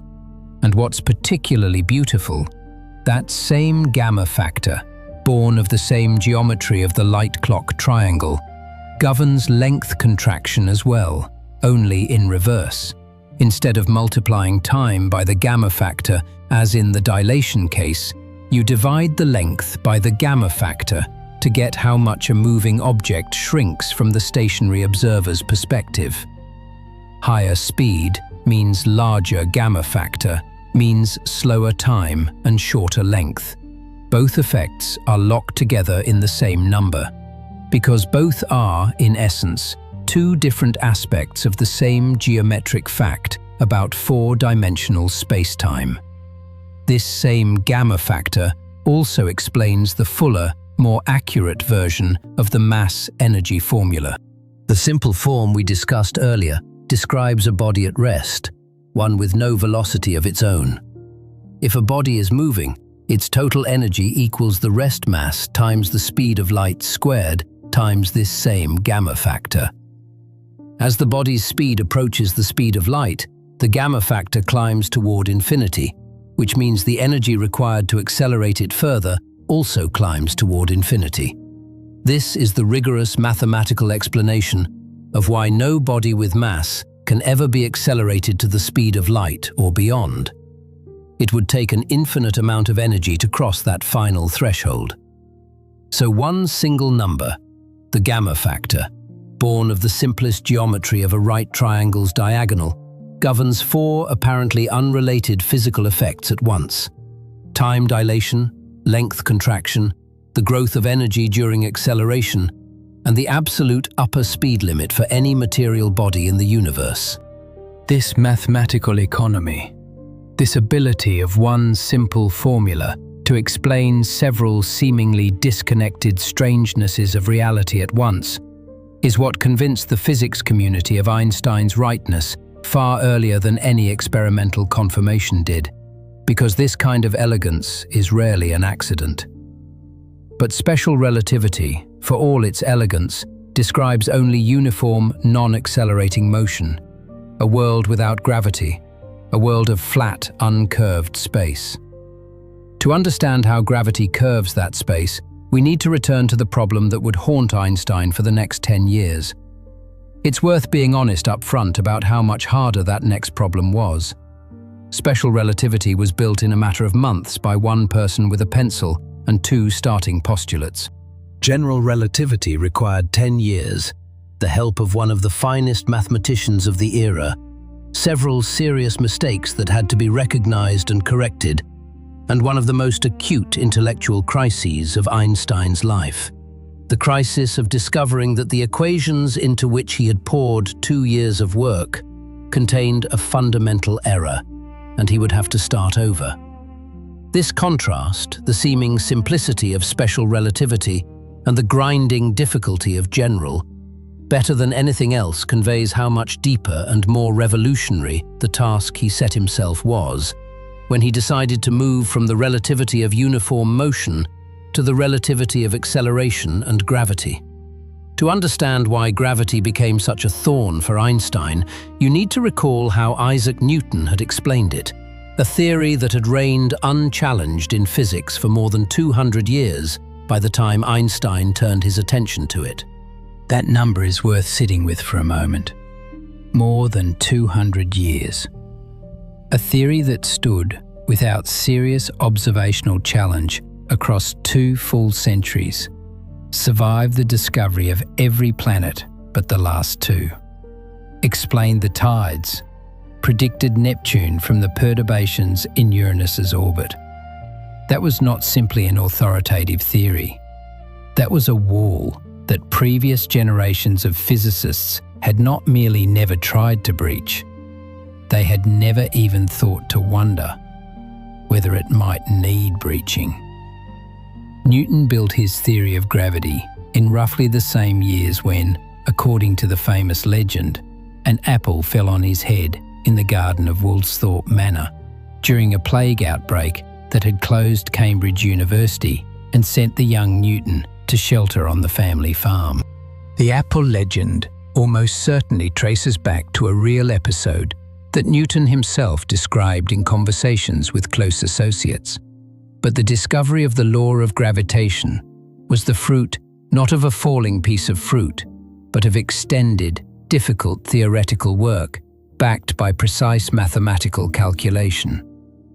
The theory Newton finally published in 1687 in his monumental Mathematical Principles of Natural Philosophy explained planetary orbits, the tides, the fall of objects on Earth, and the trajectories of comets, all in a single elegant mathematical scheme that so astonished European science that the word genius falls short of capturing the impression it made.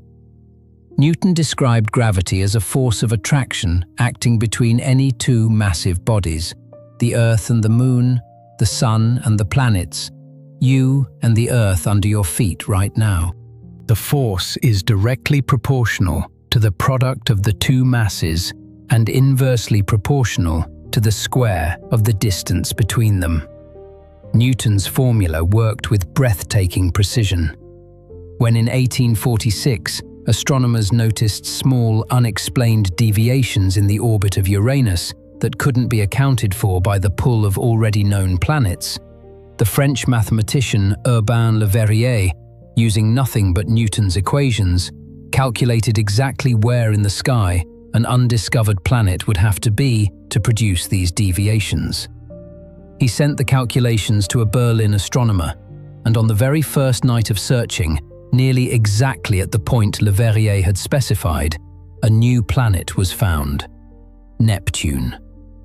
Newton's theory didn't just describe what was already known, it predicted the unknown with stunning accuracy before anyone had ever seen it through a telescope. But Newton's formula contained one hidden, almost invisible assumption that became a source of deep unease for Einstein. It implies that gravitational attraction between two bodies acts instantaneously, across any distance. If the Sun were to vanish this instant by some impossible means, Newton's formula predicts the Earth would immediately, in that same moment, fly off its orbit in a straight line. No delay, no time for this change to propagate across space. And here the special theory of relativity, which Einstein had already completed, enters into direct contradiction with the old theory of gravity. One of the key conclusions of special relativity is that nothing in the universe, no matter, no signal, no influence of any kind, can propagate faster than the speed of light. This is not a technical limitation waiting to be overcome by better engineering. It is a fundamental property of the very structure of space-time, following directly from the same postulates that produced time dilation and length contraction.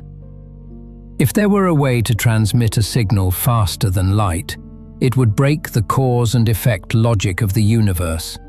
In certain frames of reference, such a signal would look as though the effect arrives before the cause.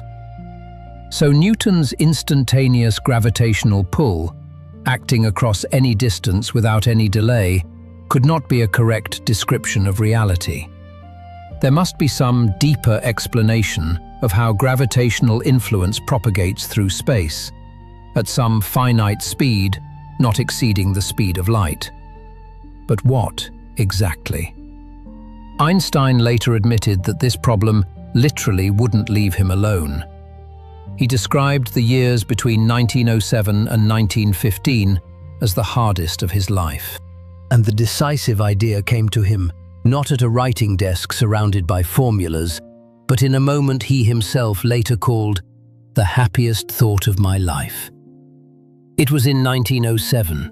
Einstein, by then promoted one step up at the patent office, was sitting and thinking about what it would feel like to fall from a roof. Not literally, of course. He was imagining a person who accidentally falls from a tall building. And this thought came to him.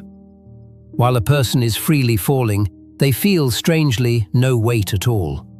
If that falling person had some object in their pocket and released it mid-fall, it would not drop to the bottom of the pocket or float toward the top. It would simply hang in the air beside the person, falling alongside them at the same rate, because gravity acts on both bodies identically, regardless of their mass. This observation in itself was not new.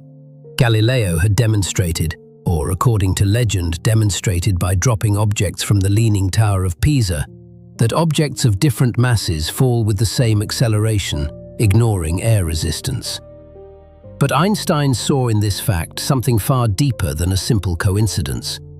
He realized that the state of free fall and the state of complete weightlessness, the state in which gravity is absent entirely, are physically indistinguishable.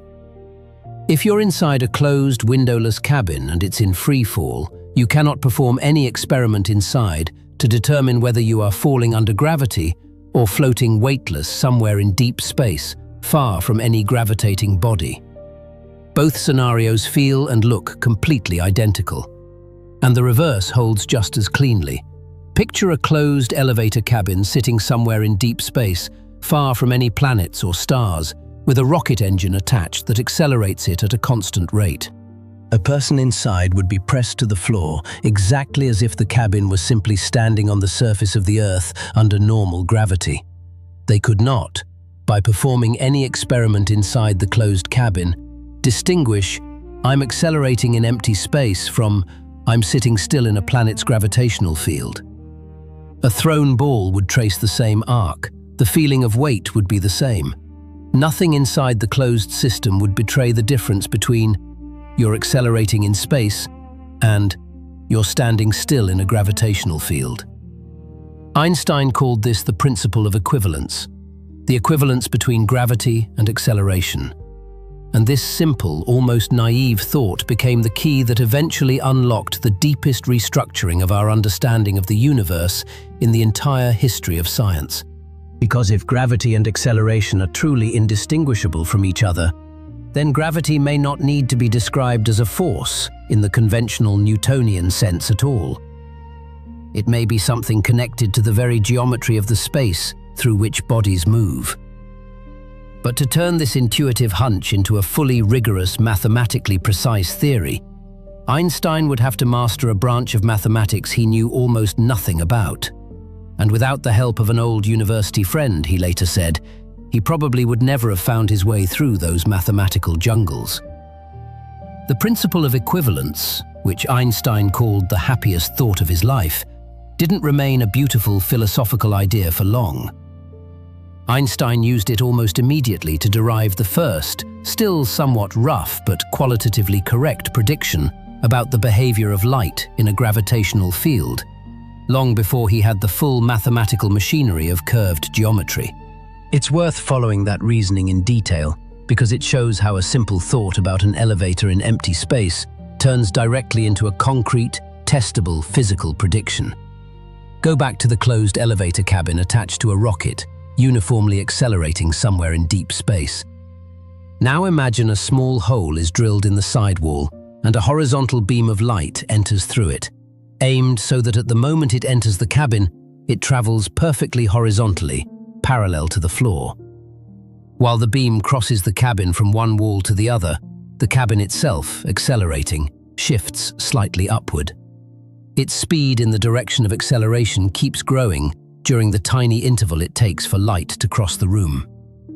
From the perspective of an observer inside the cabin, who is accelerating along with its walls and floor, a beam that traveled in a perfectly straight line from the outside observer's viewpoint will appear to curve slightly downward toward the floor. The floor has risen slightly to meet the light during its crossing, and the opposite wall, where the beam exits, is a bit higher relative to the original trajectory than it was when the beam entered. Apply the principle of equivalence. If an accelerating cabin in empty space is physically indistinguishable from a stationary cabin in a gravitational field, then exactly this same bending of a light beam must happen when light travels horizontally through a room, simply sitting still on the surface of a planet under ordinary gravity. A beam of light passing a massive body must curve slightly toward that body. The very effect that Eddington and his colleagues would later measure during the 1919 eclipse, watching the apparent positions of stars whose light grazed the edge of the sun. Here it's important to pause on something that's easy to miss. Gravity bending light is not just an intellectual curiosity. It is the direct consequence of one of the deepest ideas in the history of physics, that light, though it has no rest mass, nonetheless follows the curves of the space-time through which it travels. Light isn't attracted by the sun in the sense that a planet is attracted. It simply takes the shortest available path through curved space near a massive body. And that shortest path turns out not to be a straight line in the conventional sense, but a gentle arc bending around the source of mass. It's also worth noting that the first estimate of this bending, which Einstein made back in 1911, using only the equivalence principle and without the full theory of curved spacetime, came out to be exactly half of the value he derived in 1915 with the complete mathematics of general relativity. The simple elevator reasoning accounts for how gravity curves the trajectories of bodies through space. But it misses a second, equally important effect that only the full geometric theory captures: the fact that gravity also curves the flow of time, with time running at different rates in different points of space near a massive body. This second effect contributes an additional bending to the light's path, and the sum of the two is the doubled final value that Eddington's eclipse expedition so dramatically confirmed. This gravitational slowing of time deserves its own moment. According to general relativity, clocks closer to a massive body, sitting in a stronger gravitational field, run slower than identical clocks farther away in a weaker field. This means the clock at your feet, closer to the center of the Earth, is right now ticking by a vanishingly small but absolutely real fraction of a second slower than the clock at the top of your head. The difference is far too tiny to feel over the height of a human body, but it is there, and modern experiments using genuinely ultra-precise atomic clocks have measured it, even for height differences of just a few inches.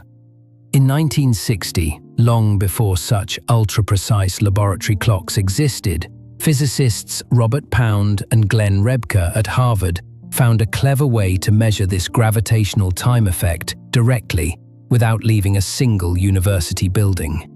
They used a phenomenon called the Mossbauer effect, which allows changes in the frequency of gamma radiation from radioactive iron atoms to be measured with extraordinary precision.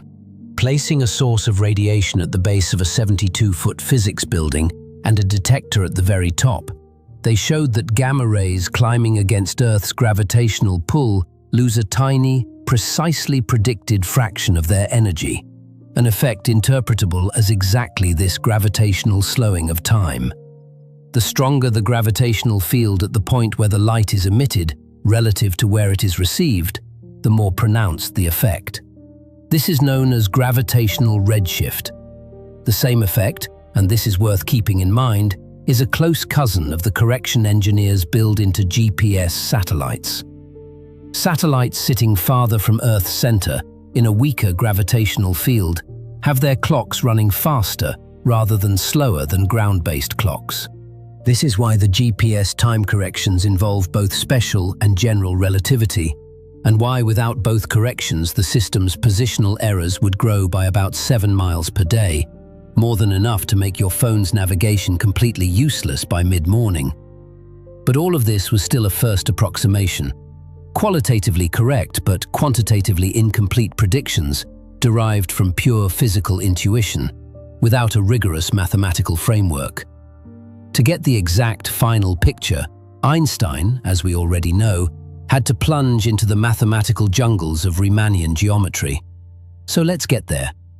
There is one more philosophical root from which general relativity grew, one worth discussing separately, because without it, it's hard to fully understand why Einstein considered the equivalence principle so significant rather than simply an interesting coincidence. Isaac Newton himself, in the late 17th century, described a simple but deeply telling experiment that has gone down in the history of physics as Newton's bucket. Imagine a bucket of water hung on a twisted rope. Release the rope and the bucket begins to unwind and spin.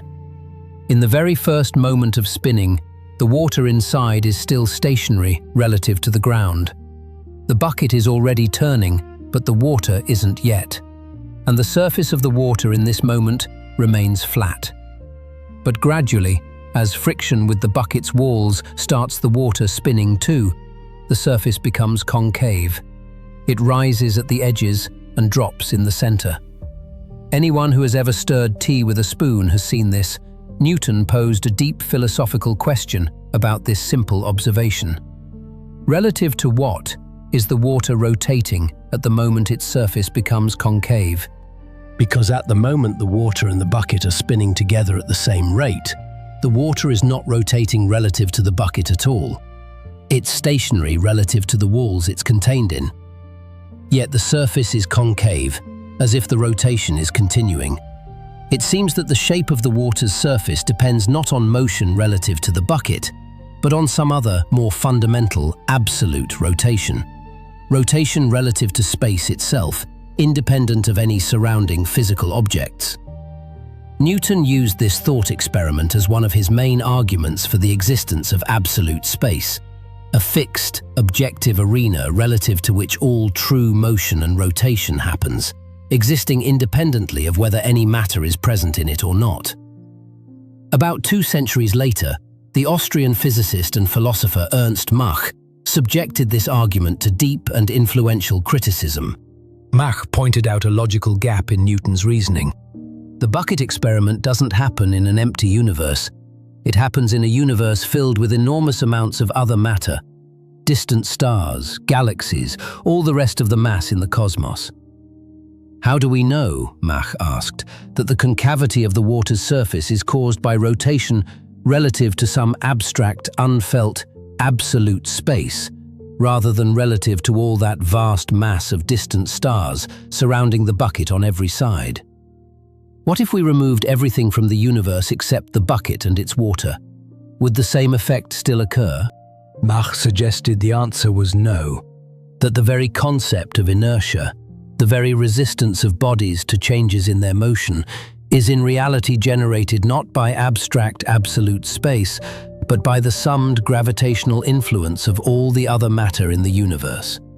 All those distant stars and galaxies whose combined presence, in Mach's view, determines what it means to rotate or move by inertia in the first place. This idea subsequently became known as Mach's principle. Though Mach himself never gave it a rigorous mathematical formulation, it remained more of a profound philosophical intuition than a finished physical theory. Einstein, who had read Mach's work in his student years in Zurich, was profoundly influenced by this critique of Newtonian absolute space, and acknowledged more than once in letters that it was Mach's ideas that largely inspired him to search for a theory in which inertia and gravity would be inseparably intertwined. A theory with no absolute, unmotivated background, in which every motion would be defined purely relative to the distribution of matter and energy in the universe. This is why the equivalence principle, the observation that acceleration and gravity are physically indistinguishable from each other, struck Einstein not as a clever curiosity, but as the long-awaited concrete step toward realizing Mach's old dream. If gravity and inertia truly are the same phenomenon, then we might have a chance to explain inertia itself, the resistance of bodies to acceleration, through the gravitational influence of all the rest of the mass of the universe, exactly as Mach had suspected in connection with Newton's spinning bucket. One honest caveat is worth adding here. The finished general theory of relativity, despite all the inspiration Einstein drew from Mach's ideas, does not, in a strict sense, fully implement Mach's principle. Einstein's equations permit, at least mathematically, solutions describing universes containing only one rotating body and nothing else. Exactly the situation that Mach's principle should, in essence, forbid. Einstein himself, in the years after completing the theory, returned to this discrepancy repeatedly, sometimes trying to find ways to further constrain his own equations so they more fully embodied the spirit of Mach's ideas, but never found a generally accepted solution. Physicists still debate today to what degree and in what precise sense general relativity does or does not embody Mach's original intuition about the spinning bucket. But even without fully implementing Mach's principle, general relativity still accomplished something that directly captures the spirit of his critique of Newton. It permanently abolished the idea of space as an empty, unchanging, indifferent backdrop on which physical events simply play out, and replaced it with a far more alive, flexible, responsive picture, in which space and time themselves are active participants in the physical drama, curving and shifting depending on what matter and energy are doing within them. The intuition that gravity might be connected to the curvature of space itself sounds beautiful in general terms, but turning it into a working physical theory is another thing entirely. Einstein needed to find a precise mathematical language capable of describing space that is not flat but curved. And curved, not like a simple sphere or a saddle, which are easy to picture, but in a far more complex, variable way. Curved differently at different points, depending on how much mass and energy happens to be nearby. This is where Einstein got extraordinarily lucky, though without this luck, by his own later account, he might never have finished the work. He had an old friend and classmate from the Zurich Polytechnic, a mathematician named Marcel Grossmann. Back when they were students, it was Grossmann's careful lecture notes from the very lectures Einstein regularly skipped that helped him pass his exams. Einstein never forgot this debt. And so, years later, when he was stuck on the problem of curved space, he came to Grossmann, now a professor of mathematics, with a desperate request. "Grossmann, you must help me, or I'll go out of my mind." Grossmann introduced him to a branch of mathematics that by the early 20th century already existed, but was known only to a narrow circle of specialists. It had seemed to physicists a completely otherworldly abstraction.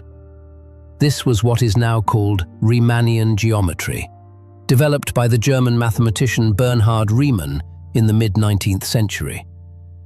Riemann himself deserves more than a passing mention, because behind the abstract name Riemannian geometry lies a story as unusual as the mathematics he created. He was born in 1826, the son of a modest pastor in Hanover. He suffered from lifelong illness, was painfully shy, and died of tuberculosis at just 39 years old while on one of his trips to Italy in hopes of improving his health. In his short life, he published a comparatively small number of papers. His complete works fit into one slim volume.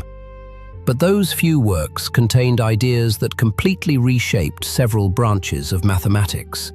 The key text that laid the foundation for what we now call Riemannian geometry is a trial lecture Riemann delivered at the University of Göttingen in 1854 as a requirement for becoming a Privatdozent, an unsalaried teaching fellow. Candidates normally proposed several topics and the committee chose one. Riemann offered 3, and Gauss, the great German mathematician under whose guidance Riemann was working, chose, to Riemann's evident surprise and some accounts suggest mild alarm, the 3rd. On the hypotheses which lie at the foundations of geometry. This was the topic Riemann felt least ready to present publicly, and he had to work on it for several weeks under intense strain that, by all accounts, triggered another illness. In that lecture, Riemann proposed something revolutionary: a fully generalized way of describing the geometry of any space, of any number of dimensions, and any shape of curvature, based on nothing more than the concept of distance between two infinitely close points, and how that distance changes as you move from point to point.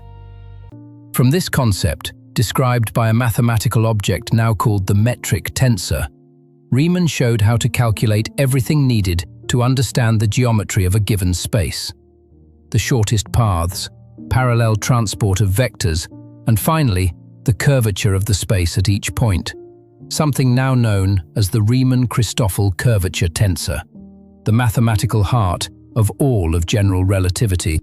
When Einstein and Grossman, hunting for the right tool to describe curved spacetime, came across this curvature tensor, Einstein, by Grossman's later account, fell into something close to the childlike astonishment he'd felt as a boy over the sacred little geometry book.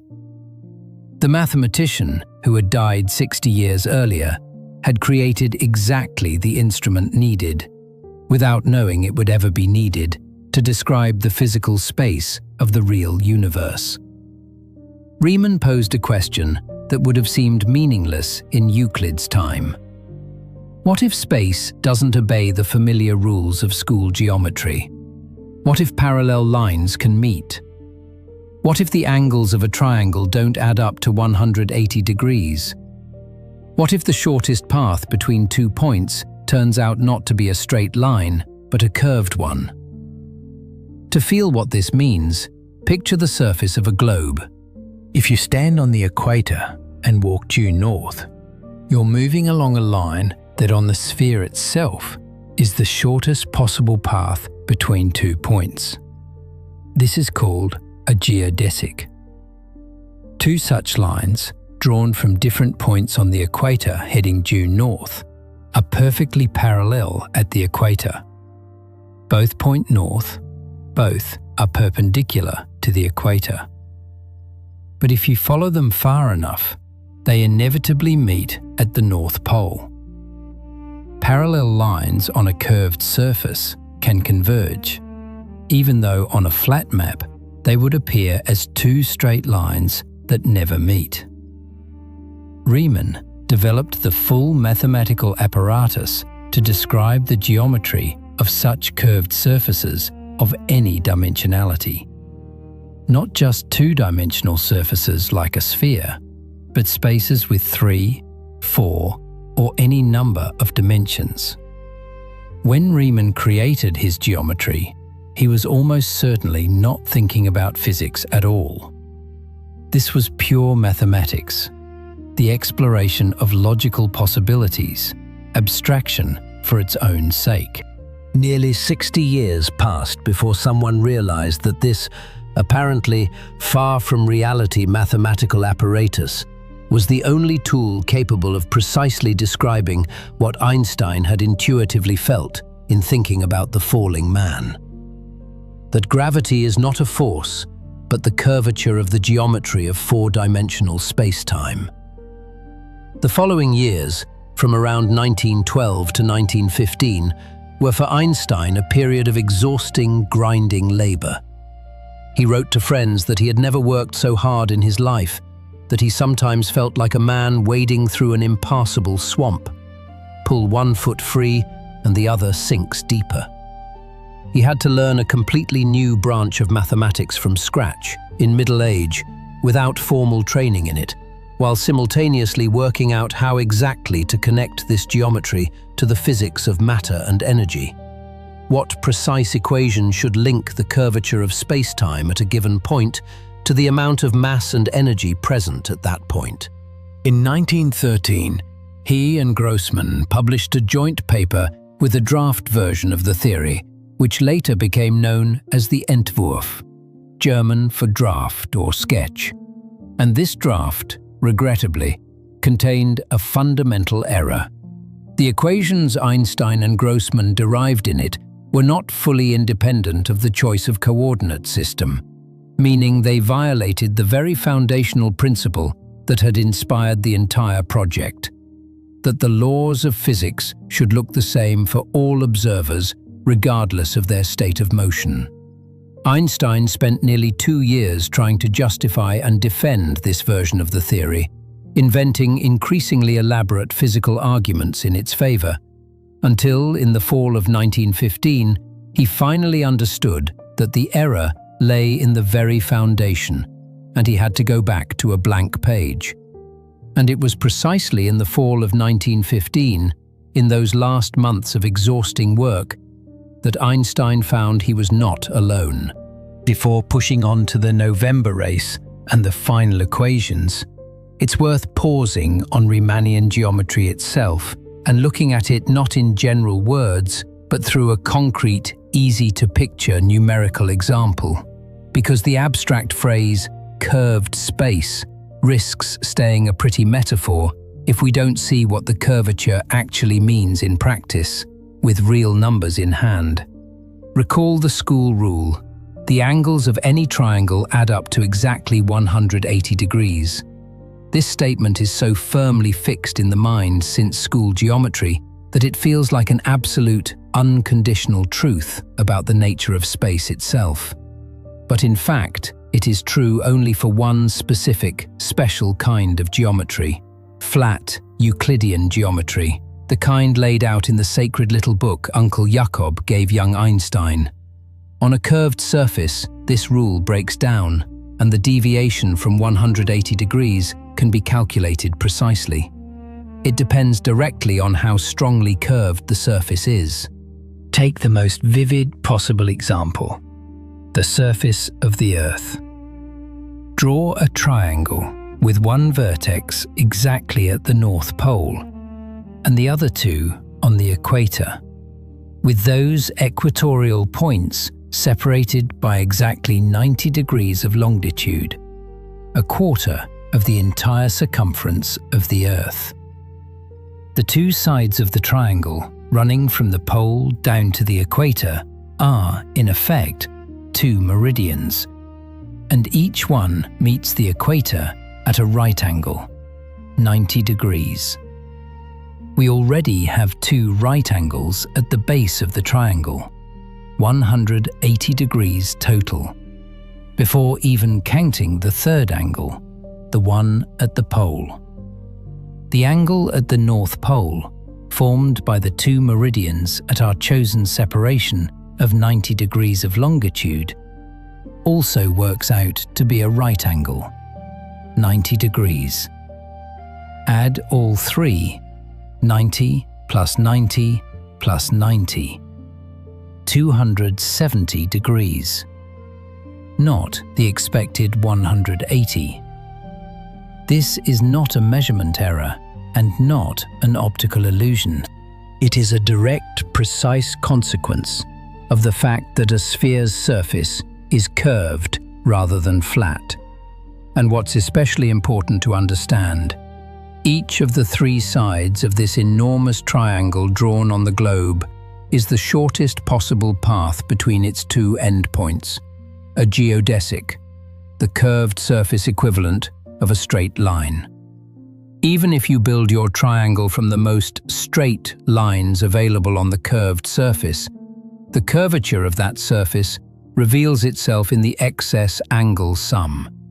The smaller the triangle relative to the overall size of the curved surface, the smaller this deviation from 180 degrees.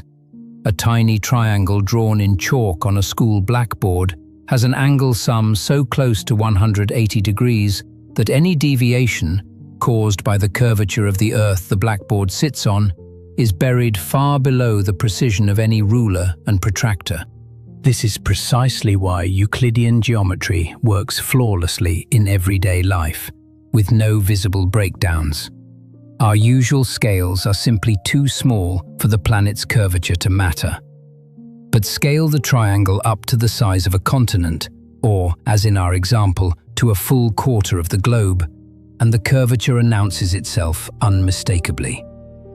Now apply this same logic not to the two-dimensional surface of a globe, but to the four-dimensional space-time curved by the mass of a star or a planet, which is exactly what Einstein's equation describes.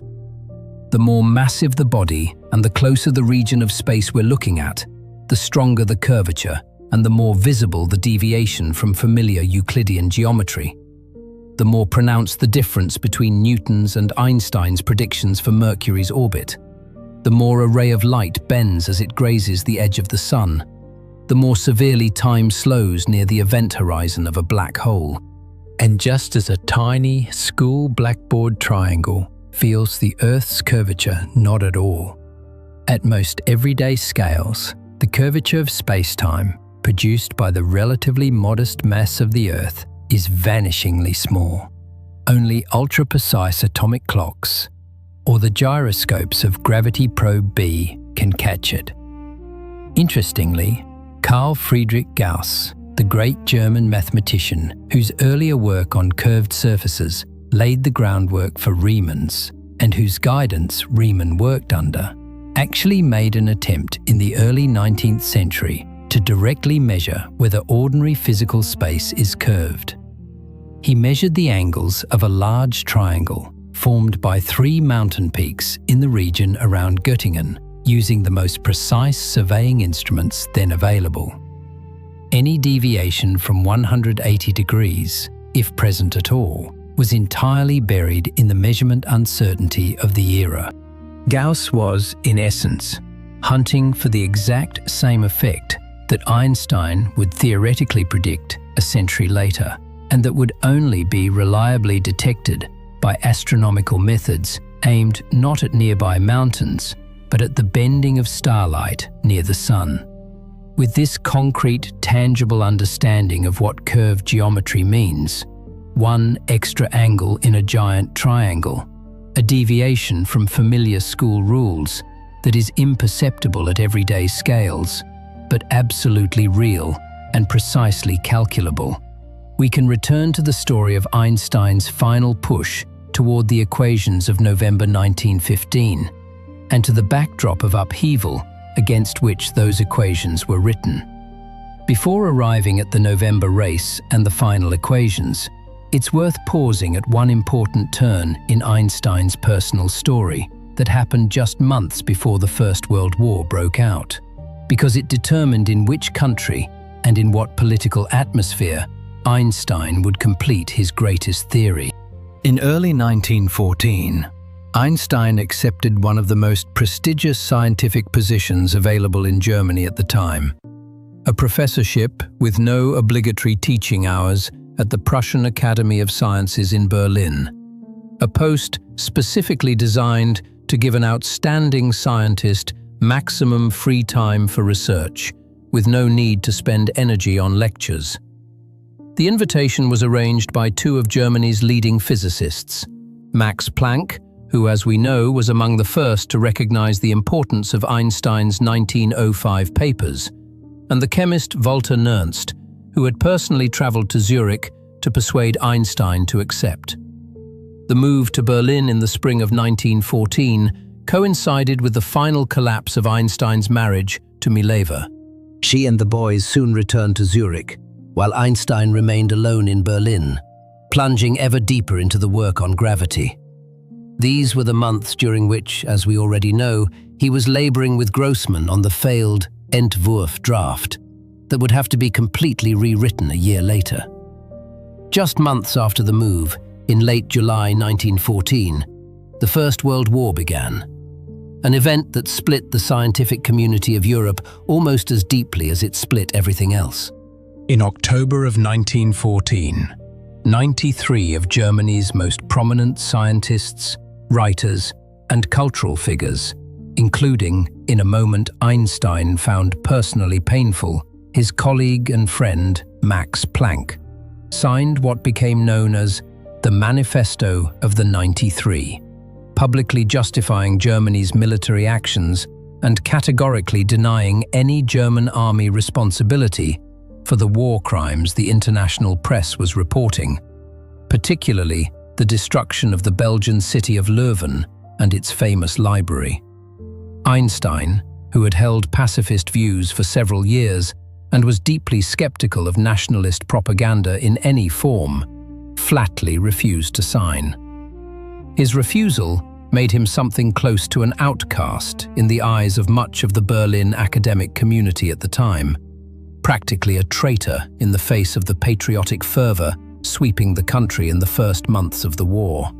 Instead, together with the physiologist Georg Nicolai, Einstein drafted and signed his own counter-document, which came to be called the Manifesto to Europeans, a text urging European intellectuals to resist the nationalist madness that was uniting nations in nothing but mutual bloodshed, and to work instead toward a united, peaceful Europe built on cultural and scientific cooperation rather than enmity. This counter-manifesto found almost no support among German intellectuals.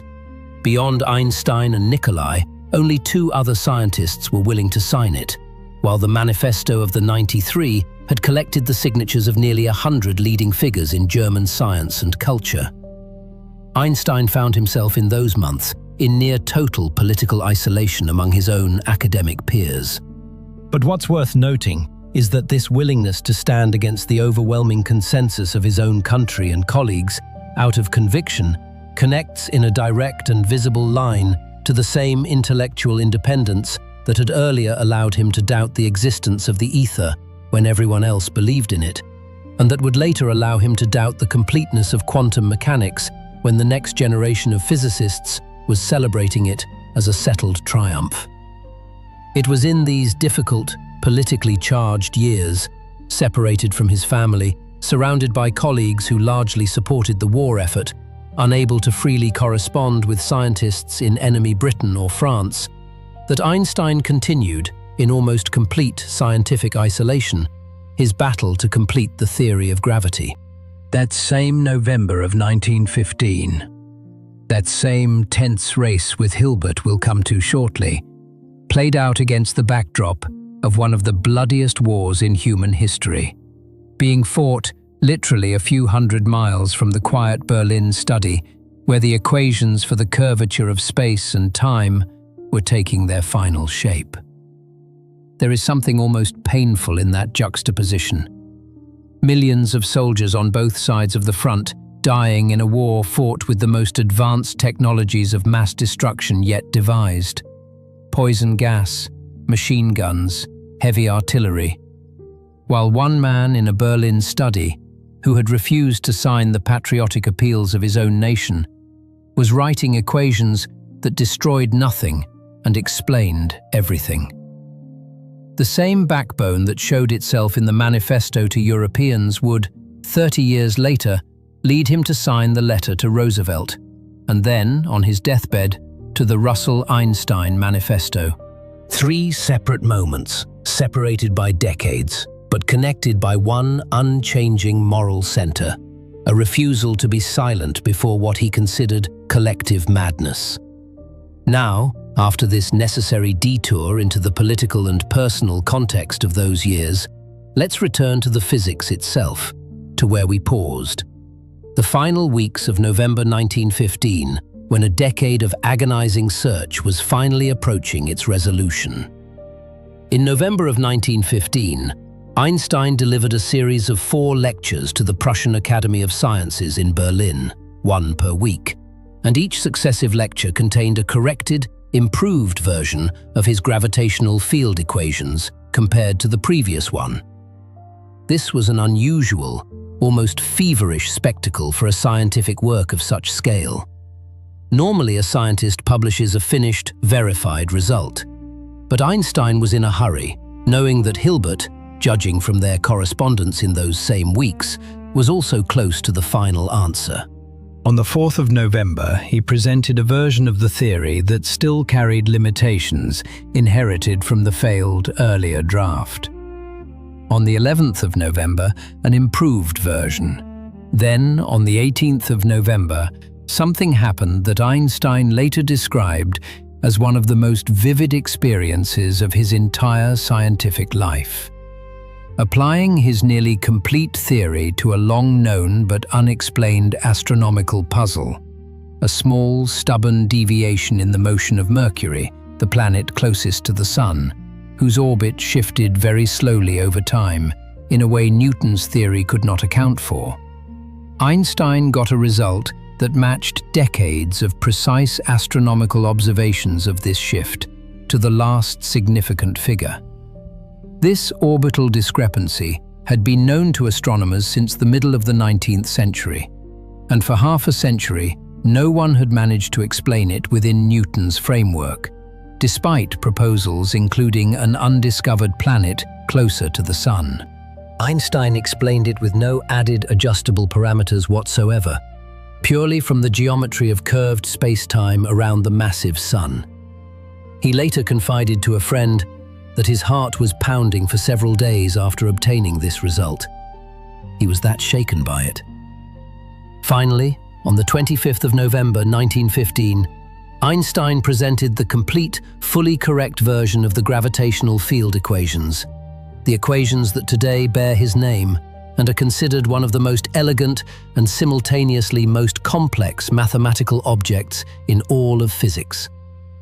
They can be written with remarkable compactness in a single short line of symbols, though behind that brevity lies tremendous computational complexity. In practice, the equations are a system of 10 coupled, non-linear differential equations, whose exact solutions can be found only in a handful of specially symmetric cases. What do these equations say, translated from mathematics into plain language? The physicist John Wheeler later coined the formulation that has become perhaps the most famous short summary of general relativity ever written. Space-time tells matter how to move, and matter tells space-time how to curve. It is a two-way street. Mass and energy curve the fabric of space and time around them, and that curvature in turn determines the trajectories along which other bodies and even light travel through the curved region. To feel this idea a bit more concretely, picture a taut, elastic membrane, something like a stretched trampoline or a large piece of elastic fabric. Place a heavy ball on this membrane and it sags, creating a funnel-shaped depression around it. Now roll a small, light ball nearby, and it won't travel in a straight line. It will curve along the edge of the funnel, not because the heavy ball is somehow pulling it through some mysterious direct force, but simply because the surface the small ball is rolling on is itself curved. This is how Einstein proposed we think about gravity. The Earth doesn't pull the Moon toward it with an invisible thread of force stretched through empty space, as Newton described it. The Earth's mass curves the fabric of space-time around it, and the Moon simply moves along the shortest available path in that curved space-time, along that geodesic Riemann described. And this path, because of the curvature, turns out to be an orbit rather than a straight line. This description elegantly solved the very problem that had first nagged Einstein, the problem of Newton's instantaneous, speed-of-light bypassing gravitational action. In the new picture, gravity doesn't propagate instantaneously. If the Sun were to vanish, the curvature of space-time around it would not correct itself instantaneously across the universe. That change would propagate outward at the speed of light, as a kind of ripple running across the very fabric of space-time. The Earth would continue orbiting the point where the Sun used to be for another 8 minutes, exactly the time light takes to travel from the Sun to Earth, before the wave of changed curvature reached us.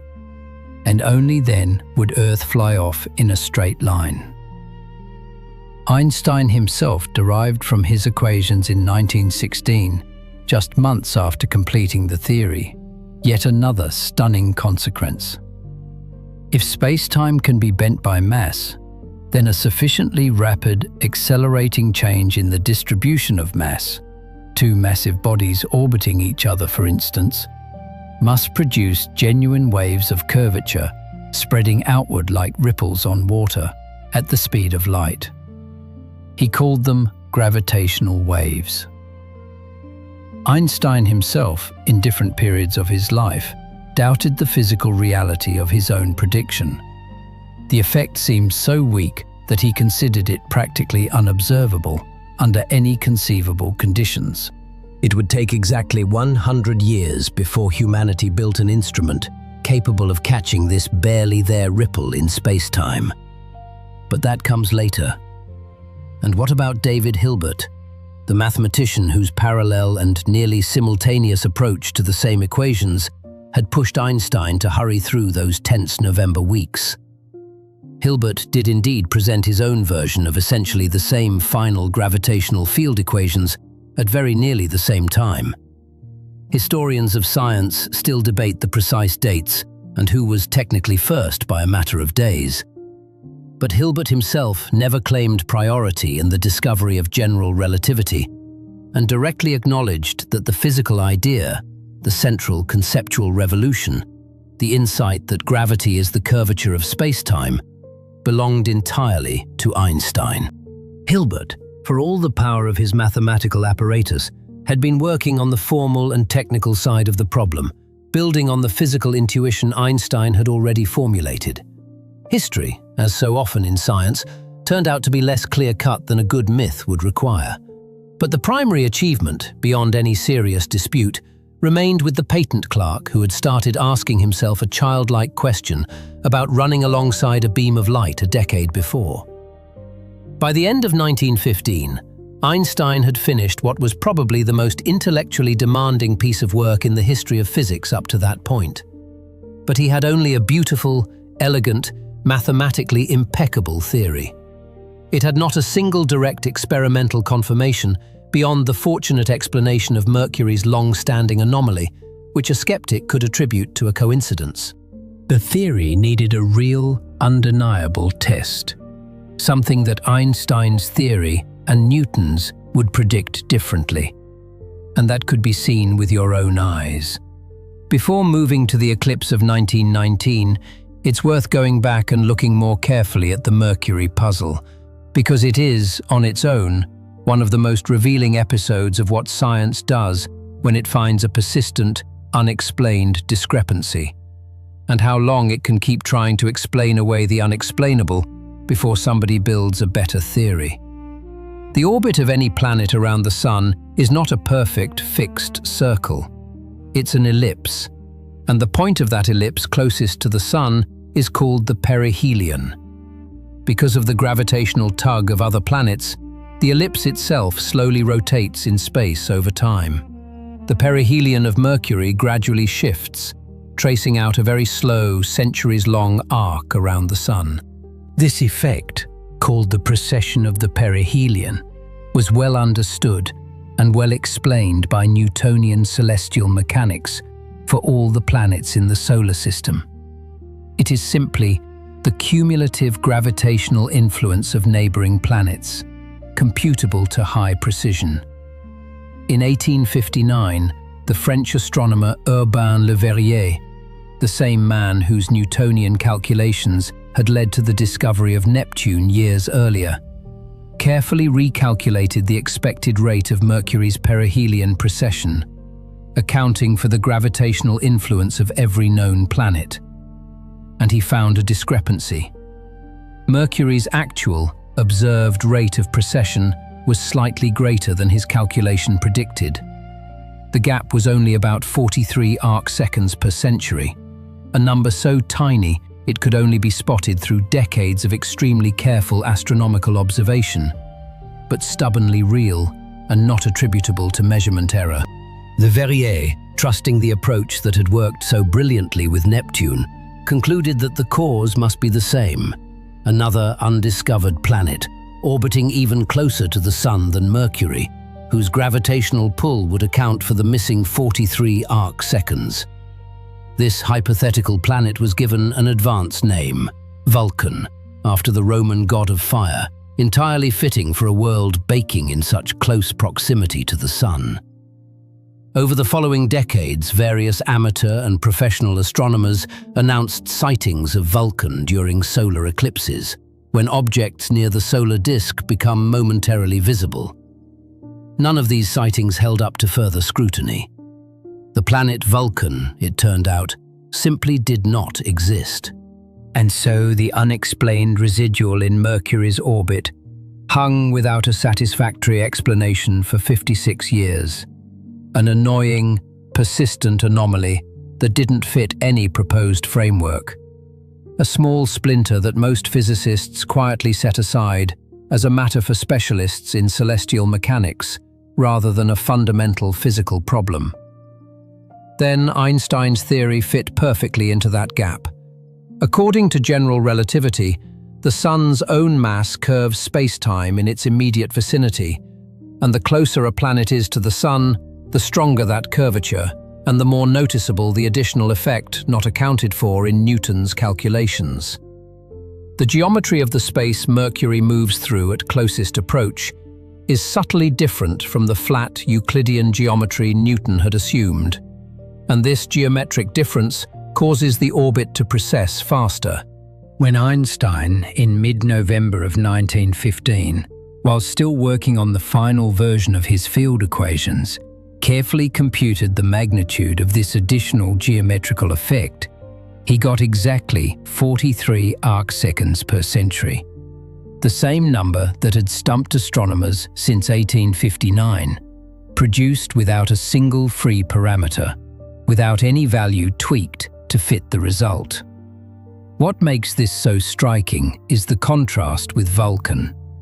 Explaining Mercury by invoking an unseen planet was a case of adding missing mass to make the old theory work, a patch. Explaining it through general relativity was a case of replacing the very description of gravity, not adding matter, but changing the geometry. Mercury, precisely because of its closeness to the Sun, was the one planet in the solar system with enough cumulative curvature effect to be detectable with the observational precision available in the 19th century. For more distant planets, the same effect exists, but was far too small to measure with the tools of that era. This is also why, when Einstein obtained this result in mid-November of 1915, it felt so different from any other theoretical result.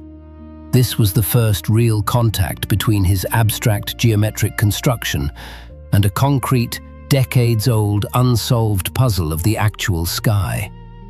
A mystery that had defeated the best astronomers in the world for half a century dissolved, with no adjustable parameters, from the equations of a man who had never owned a telescope.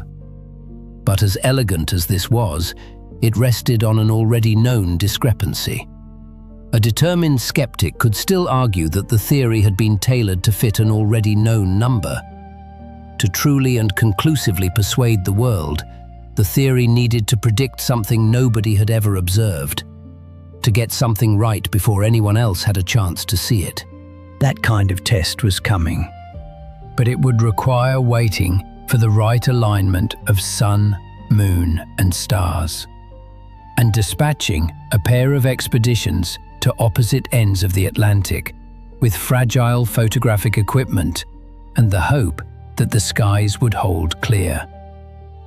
To understand how the theory of a German physicist reached a British astronomer in the middle of a war between their two countries, one important detail needs recalling.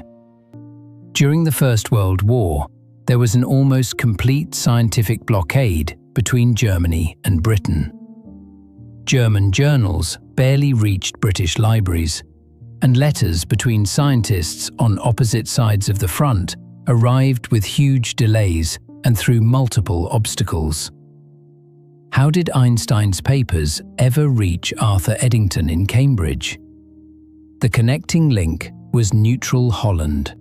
The Dutch astronomer Willem de Sitter, who maintained correspondence with both German and British colleagues, was receiving Einstein's papers directly from Berlin and forwarding copies, along with his own explanatory articles, to Cambridge, to Eddington, who in those years held the position of Secretary of the Royal Astronomical Society and routinely received such scientific correspondence.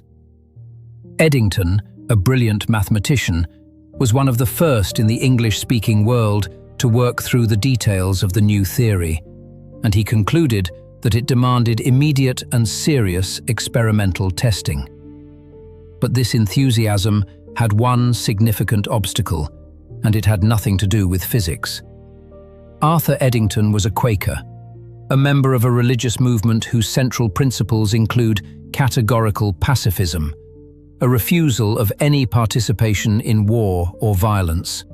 When Britain introduced mandatory conscription in 1917, Eddington, as a Quaker, declared his right to conscientious objection. This was an extremely unpopular position, often harshly punished, in a country gripped by wartime patriotism. Many British objectors were sent to hard labour or prison, despite their religious convictions. Eddington was saved from this fate by his standing as a prominent scientist and the intercession of the Astronomer Royal, Frank Dyson, who persuaded the draft board that it would serve the country far better if Eddington remained at liberty and applied his outstanding scientific talent to a project of significant scientific importance, namely, organizing an expedition to observe a solar eclipse that would test a major new physical theory. The board agreed to exempt Eddington from service on the condition that if the war ended earlier than planned, he would immediately proceed with the expedition, demonstrating that the exemption was genuine rather than a pretext for avoiding the front. So it was that a Quaker pacifist's refusal to fight was the direct cause of his leading the expedition that would confirm or refute the theory of a scientist from the enemy country, a rare and symbolically charged act of international scientific cooperation at the moment when the world was more bitterly divided than any living person could remember. The war ended on November 11th, 1918, with the armistice that halted hostilities, just 6 months before the planned eclipse. Preparations for the expedition had been ongoing throughout those last months of fighting. 2 teams would be sent to 2 different locations in the path of totality to provide insurance against bad weather and to generate independent confirmation of the result. Eddington himself led the expedition to the island of Principe, off the western coast of Africa, a small Portuguese colony in the Gulf of Guinea, chosen because on May 29, 1919, it fell in the path of totality. A second team, under astronomer Andrew Crommelin, departed for the town of Sobral in northeastern Brazil. The journey to Principe took several weeks by sea, and Eddington's team arrived in April, well ahead of the eclipse, to assemble, calibrate, and repeatedly test the delicate astronomical equipment under unfamiliar tropical conditions. The local climate proved deeply unfriendly. The rainy season was in full swing on the island, and the sky was overcast almost every day in the weeks leading up to the eclipse, leaving the team with no way to know what the sky would be like on the crucial day. The morning of May 29, 1919 arrived, the day all those months of preparation had been aimed at. The sky over Principe was solid, overcast cloud. That overcast held through the morning and into early afternoon. The eclipse was due to begin shortly after 2 o'clock local time, and although the sky never fully cleared, gaps in the clouds began to appear near the critical moment, the team's only chance at any usable photographs. The eclipse was particularly well suited to the measurement for one additional reason. It occurred against the rich star field of the Hyades cluster, providing enough bright stars in the right positions near the darkened solar disk for meaningful measurements, if only the clouds would cooperate. One of the predictions of general relativity concerned light, specifically that light passing close to a massive body like the Sun should deviate from a straight line, because the very space through which it travels is curved by the Sun's mass. This, in itself, was not an entirely new idea. Newton, within his own framework, had allowed for the possibility that light, possessing something like an effective mass, might deflect slightly under gravity.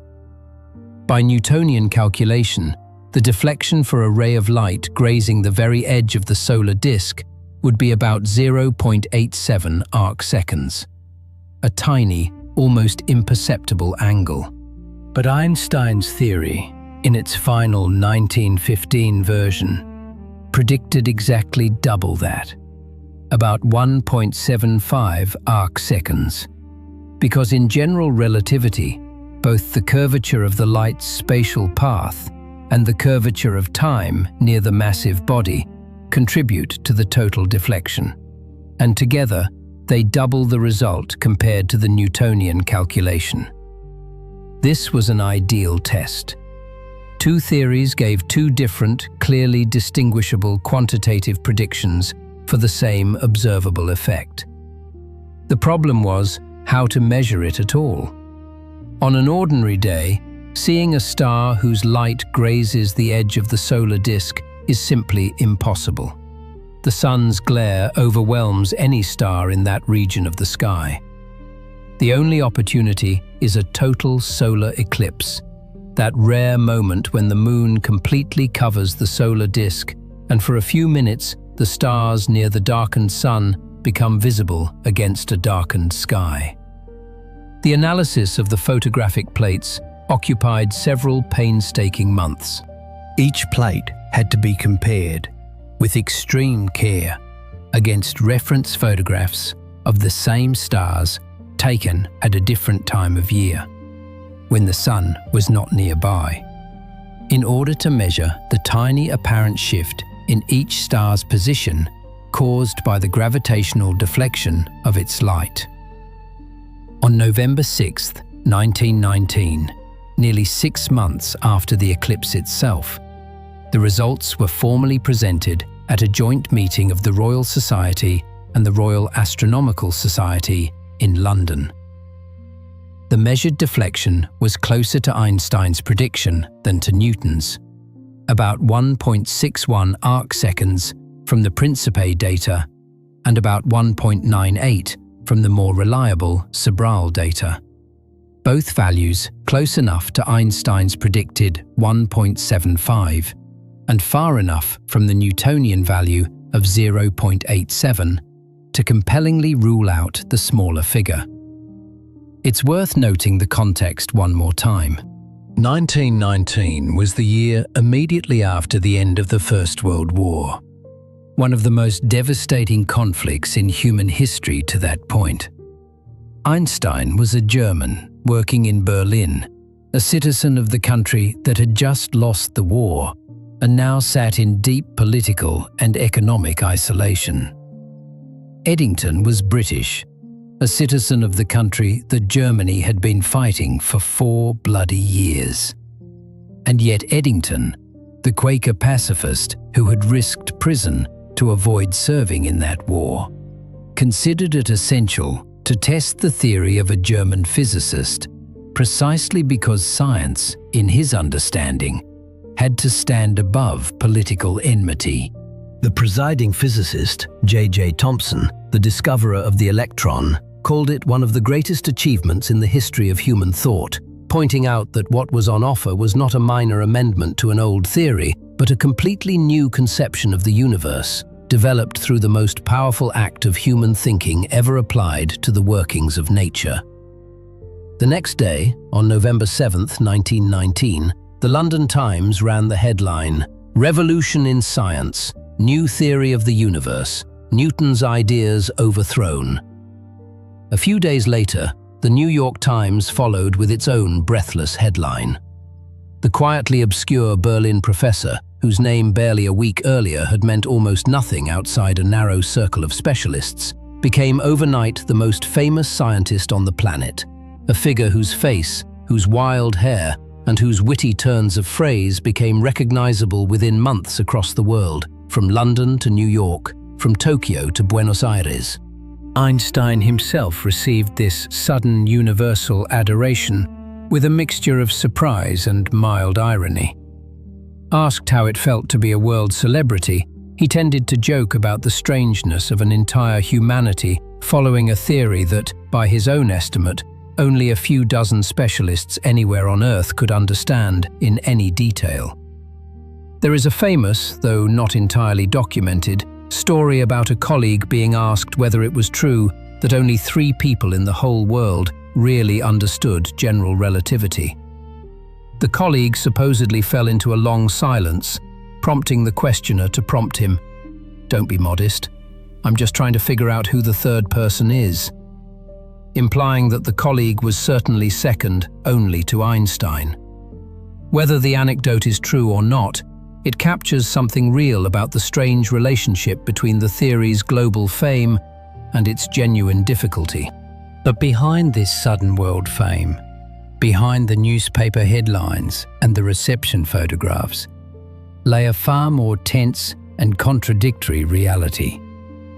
One in which not all of Einstein's colleagues were ready to embrace his theory, in which the political atmosphere in Germany was growing steadily darker, and in which Einstein himself had a great deal more to live through before he would end up in that Princeton hospital room where this story began. The fame that crashed down on Einstein after the eclipse of 1919 proved to be a double-edged thing. On one hand, he became a sought-after guest at receptions around the world. His portrait ran on front pages. His witty sayings were quoted in the society columns. In 1921, he received the long-overdue Nobel Prize in Physics, though, tellingly, the wording of the award carefully avoided the theory of relativity as such, citing instead his work on the photoelectric effect, since part of the Nobel Committee still considered relativity insufficiently proven or too speculative for so prestigious an award. On the other hand, this sudden fame made Einstein a convenient target for much darker forces gathering in Germany in those same years. In the early 1920s, a movement arose calling itself the Working Group of German Natural Scientists for the Preservation of Pure Science, an organization that openly combined pseudo-scientific criticism of the theory of relativity with overtly anti-Semitic rhetoric aimed personally at Einstein as a Jew. At public events organized by this group, speakers at the podium called the theory of relativity not real, not Aryan physics, merely an intellectual sleight of hand, a publicity stunt. Einstein himself once, unable to resist the irony, attended one of these gatherings incognito at a Berlin concert hall, and afterward published a sardonic newspaper piece about it, noting with evident amazement how seriously the audience was taking transparently weak scientific arguments, provided they were wrapped in the right political rhetoric. This was not just academic squabbling, it was a preview of what would happen in Germany in the next decade. But before we reach 1933 and the forced emigration, there is another very different face of this same global fame. One that played out not in the gloomy halls of Berlin political rallies, but under the bright lights of Hollywood premieres on the other side of the Atlantic. Einstein's first visit to America came in 1921, just a year and a half after the eclipse, and was partly political rather than purely scientific in character. He accompanied Zionist leader Chaim Weizmann on a fundraising tour for what would become the Hebrew University of Jerusalem, a project Einstein genuinely supported, though he was never orthodox in his own religious practice and thought of his Jewish identity more in cultural and ethical than strictly religious terms, particularly as European anti-Semitism grew more visible. The reception Einstein received on arriving in New York astonished even the most experienced organizers of the tour. Enormous crowds gathered to meet his ship in the harbor. Newspapers ran breathless reports on every public appearance. University lectures he agreed to give, technically complex as they were, drew halls full of people, many of whom, as Einstein himself later acknowledged with amusement, clearly hadn't understood a word of the physics, but had come simply to see the man whose name had become synonymous with human genius. Perhaps the most symbolically resonant episode of Einstein's American fame, however, came during his return visit in early 1931, when he spent several months as a visiting researcher at Caltech in Pasadena, California. There, Charlie Chaplin, by that time the undisputed king of silent cinema, and a global celebrity whose own fame was arguably comparable in scale to Einstein's, though in an utterly different field, personally invited him to the premiere of his new film, City Lights. They arrived at the theatre together, in the same car, and as Chaplin later recalled in his memoirs, the crowd around the theatre entrance was so dense and so jubilant that the car was surrounded on all sides, the crowd calling both of their names. In that moment, according to the story that has since become one of the most retold anecdotes in Einstein's biography, Chaplin turned to Einstein and said something along these lines: "The people are cheering me because everyone understands me, and they are cheering you because no one understands you." Einstein, by all accounts, simply laughed. The remark captured too accurately the peculiarity of his celebrity for any other response. Millions had made him a symbol of the highest reaches of human thought, while having not the faintest real idea of what his theories actually said. This California visit of 1931 and early 32 turned out, though Einstein didn't know it yet, to be his last extended stay in the United States before his permanent emigration. He was still enjoying the California sun and Caltech's hospitality when, back in Germany, the political situation was moving fast toward a point of no return. In 1933, the Nazi Party came to power, and Einstein, then in the middle of his American visit, decided not to return to Germany. His bank accounts were frozen, his summer home near Berlin was confiscated. A Nazi propaganda publication listed his photograph among enemies of the regime with the caption, "Not yet hanged," and a cash bounty offered for his capture. Einstein learned of this with the dry, dark humor that characterized his public responses to such things, remarking that he hadn't known his head was worth quite that much. He accepted an offer from the newly founded Institute for Advanced Study in Princeton, New Jersey, and settled there in 1933. Settled there, as it turned out, for the rest of his life. The quiet university town in New Jersey would be his home for the next 22 years, until that April morning in 1955. Einstein's Princeton years were a time of a strange contrast between public recognition and scientific isolation. Physics by then was moving rapidly in the direction of quantum mechanics, the theory describing the behavior of the tiniest particles in a probabilistic statistical way. The theory in which, as Einstein himself famously put it, God plays dice with the universe. And here was the bitter irony. The man whose work on the photoelectric effect in 1905 had helped lay the foundation of quantum physics found himself spending the last decades of his life arguing that this same theory, which the younger generation of physicists had embraced as their greatest triumph, was incomplete. That behind its probabilistic veil, there must lie a deeper, deterministic reality. His long argument with the Danish physicist Niels Bohr over the philosophical foundations of quantum mechanics stretched across decades and never reached any resolution they both accepted. Meanwhile, Einstein himself, detached from the mainstream of quantum physics, devoted what remained to the search for a unified field theory, an attempt to find a single mathematical description that would weave together gravity and electromagnetism in one general structure of equations. The way he had earlier shown electricity and magnetism to be two aspects of the same electromagnetic field.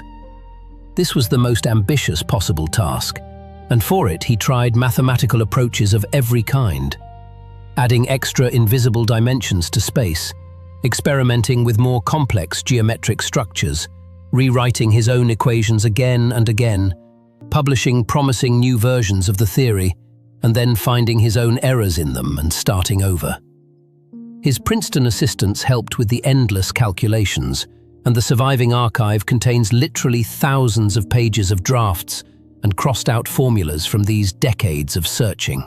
The deepest difficulty was that by the mid-20th century, physics had revealed two more fundamental forces of nature beyond gravity and electromagnetism: the strong and weak nuclear interactions governing the interior of the atomic nucleus and responsible, among other things, for the very nuclear fission that converts a tiny fraction of mass into the vast energy of Einstein's own formula. Any truly unified field theory would have to explain not two, but all four fundamental forces at once. Einstein, absorbed in seeking the connection between just gravity and electromagnetism, was in essence running a step behind the rapidly advancing physics of elementary particles, a field he acknowledged in later years he had largely not followed, finding it too muddled and too dependent on experimentally selected details he couldn't yet make sense of theoretically. Most of his contemporaries watching these efforts concluded that Einstein, with all due respect to his past achievements, had in his later decades placed himself outside the main highway of physics. Einstein, judging from his surviving letters, knew this clearly, but didn't consider it a reason to change course. In one letter he wrote with dry irony that he had turned into a kind of fossil, long since written off by modern physics, but continuing stubbornly to carry on his own separate mission, because he was deeply convinced that any ultimate explanation of nature had to be geometrically elegant, not a sprawling accumulation of experimentally patched constants, which is what the burgeoning physics of elementary particles sometimes looked like to him.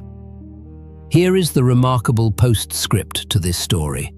Although the specific program of unified field theory that Einstein pursued for 30 years failed to reach success in his lifetime, and has not succeeded fully even today, if we are honest, the general idea of unifying the different forces of nature within a single geometric or quasi-geometric structure turned out to be deeply prophetic in a broader sense. Modern physics, in the form of the Standard Model, has achieved a mathematical unification of electromagnetism and the weak nuclear force, though in a language quite different from the geometric approach Einstein was trying. And theorists working today on string theory and other approaches to a theory of everything continue to pursue the same dream that occupied Einstein through the last 30 years of his life. The dream of a single equation that explains all of nature's forces at once. This is why those sheets of paper, covered in formulas and lying on the nightstand of his hospital bed in April of 1955, were not simply the habit of an old man reluctant to let go.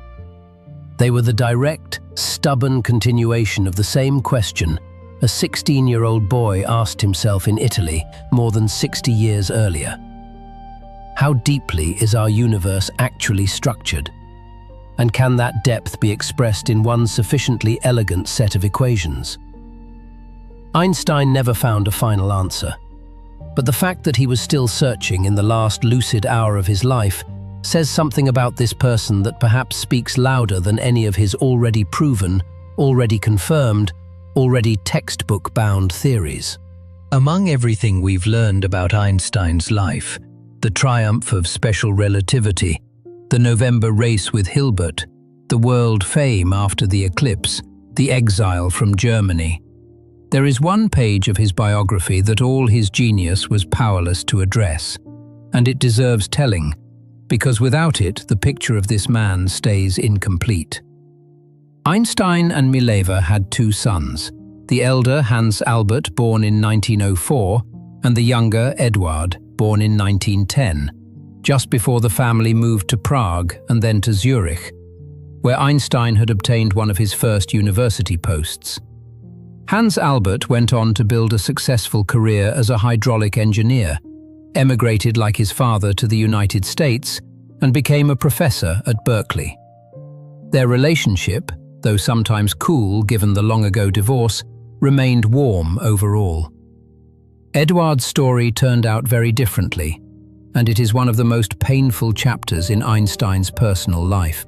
Eduard showed remarkable artistic and musical gifts from childhood, was seriously interested in psychoanalysis, and for a time planned to become a psychiatrist, deeply admiring Freud's work.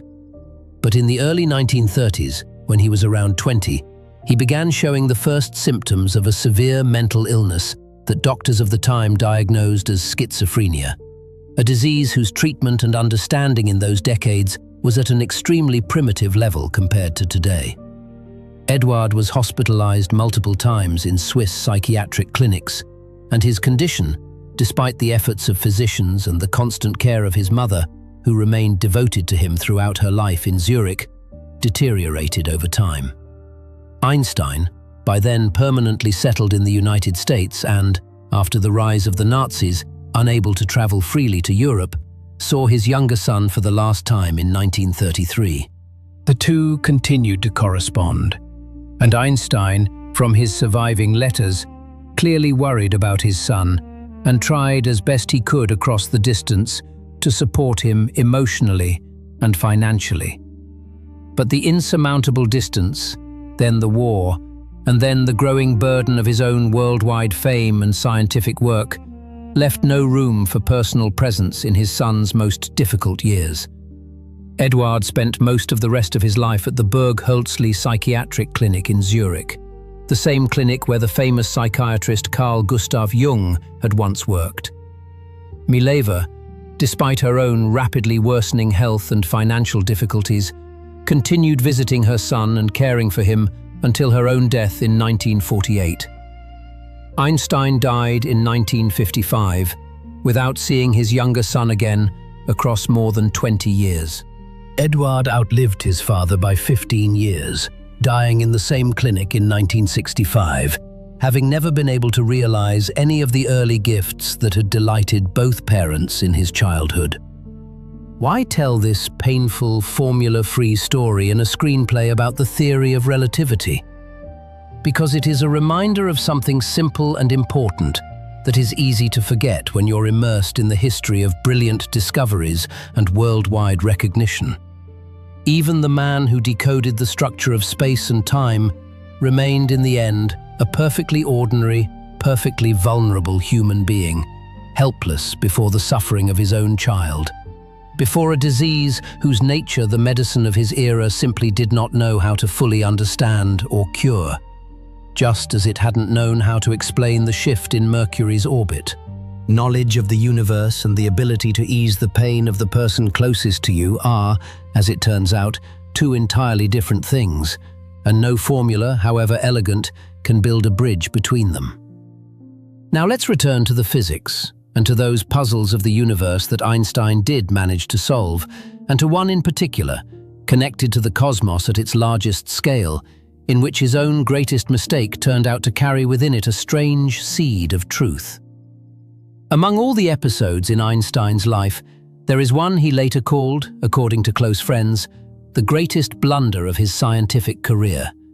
And this story is worth telling separately because it shows how even the greatest mind can be held hostage by its own intuitions, just as happened with the black holes. When Einstein, in 1917, first tried to apply his brand new gravitational field equations to the entire universe at once, itself an extraordinarily bold step, he ran into a serious problem. The equations, in their original form, stubbornly predicted that a universe filled with matter couldn't sit still. The gravitational attraction between all the matter in the universe would inevitably either pull it all inward, compressing space, or the universe would expand. A static, unchanging universe, which nearly every physicist and philosopher of the time believed in, including Einstein himself, simply wouldn't come out of his own equations. And here Einstein did something that he later considered his greatest mistake. Instead of trusting his own mathematics and concluding that the universe must either expand or contract, he added an extra term to his equations, a constant, a kind of repulsive force operating at the very largest scales, specifically chosen to balance gravitational attraction and keep the universe static, just as everyone assumed it should be. He called this addition the cosmological constant. Just over 10 years later, in the late 1920s, the American astronomer Edwin Hubble, observing distant galaxies with the largest telescope in the world at the time on Mount Wilson in California, discovered something astonishing. The light from nearly all distant galaxies was shifted toward the red end of the spectrum, and the farther the galaxy, the greater this shift. This redshift matched exactly the effect produced when a light source is moving away from the observer, just as the sound of a receding car drops lower in pitch. Hubble showed that virtually all galaxies in the universe are moving away from us, and the farther they are, the faster they recede. Precisely the picture the original, untampered-with equations predicted before Einstein added the cosmological constant. The universe was expanding, not static. Einstein had to publicly admit that trying to preserve the illusion of an unchanging universe by adding an artificially introduced term to his equations had been an error, and a frustrating one, because if he had simply trusted his own clean mathematics without looking over his shoulder at prevailing intuition, he could have predicted the expansion of the universe more than 10 years before Hubble discovered it with a telescope rather than a pencil. But the story doesn't end there, and its final turn makes it particularly instructive. In the late 1990s, two independent teams of astronomers studying distant exploding stars of a particular type, Type 1a supernovae, discovered something so unexpected they initially doubted their own data. The expansion of the universe is not merely continuing, it is accelerating. Galaxies are flying apart faster and faster, as if some mysterious repulsive force is progressively overwhelming gravity at the very largest scales. To mathematically describe this repulsion, modern cosmologists have had to bring back into Einstein's equations something nearly identical to the very cosmological constant he had renounced with such regret. Only now its role is opposite to his original purpose. Not to hold the universe frozen in place, but to describe its accelerating, unstoppable expansion. Today, physicists call this mysterious force dark energy. And while its nature remains one of the biggest open questions in modern cosmology, the mathematical tool that describes it is essentially the same term Einstein once added for entirely the wrong reasons, and then called his greatest blunder. So even the mistake of the greatest physicist of his century, it turned out, contained a seed of something real, just with its meaning flipped inside out compared to what Einstein had originally intended. A man who added an artificial term to keep the universe still ended up providing, decades later, the key formula for describing the universe's acceleration. Even his errors proved prophetic. The main stage on which Einstein's argument with Niels Bohr played out was the famous Solvay conferences, a series of closed scientific meetings held in Brussels every few years, funded by Belgian industrialist Ernest Solvay, gathering a few dozen of the world's leading physicists to discuss, in a small and almost intimate setting, the most pressing, unsettled questions of modern science. Looking at the group photograph from the 5th Solvay Congress of 1927, devoted to the newly born quantum mechanics, is genuinely unsettling, for the sheer number of Nobel laureates crowded into one frame. Einstein sits in the front row center, beside Hendrik Lorentz and Marie Curie. Behind them stand the young Heisenberg, Dirac, Pauli, Schrödinger, and Bohr himself. Most of them not yet 35 years old. It was at this 1927 conference that Einstein and Bohr's confrontation first took the form it would keep for the rest of their lives. One of the most gripping intellectual duels of the 20th century. By the accounts of those who were there, the daily rhythm at the Brussels hotel where participants were staying became a kind of ritual. Every morning at breakfast, Einstein would present Bohr with a new thought experiment, a carefully constructed trap designed to show that quantum mechanics in Bohr's Copenhagen interpretation, named for Bohr's Institute in Copenhagen, contained an internal logical contradiction, violating some fundamental physical principle, such as the uncertainty principle. And every time, by those same accounts, Bohr would spend the rest of the day in deep and nearly physical agitation, consulting anxiously with younger colleagues, only to arrive at dinner with the flaw in Einstein's reasoning identified, and to dismantle the trap with quiet triumph, though with genuine respect for the quality of the challenge.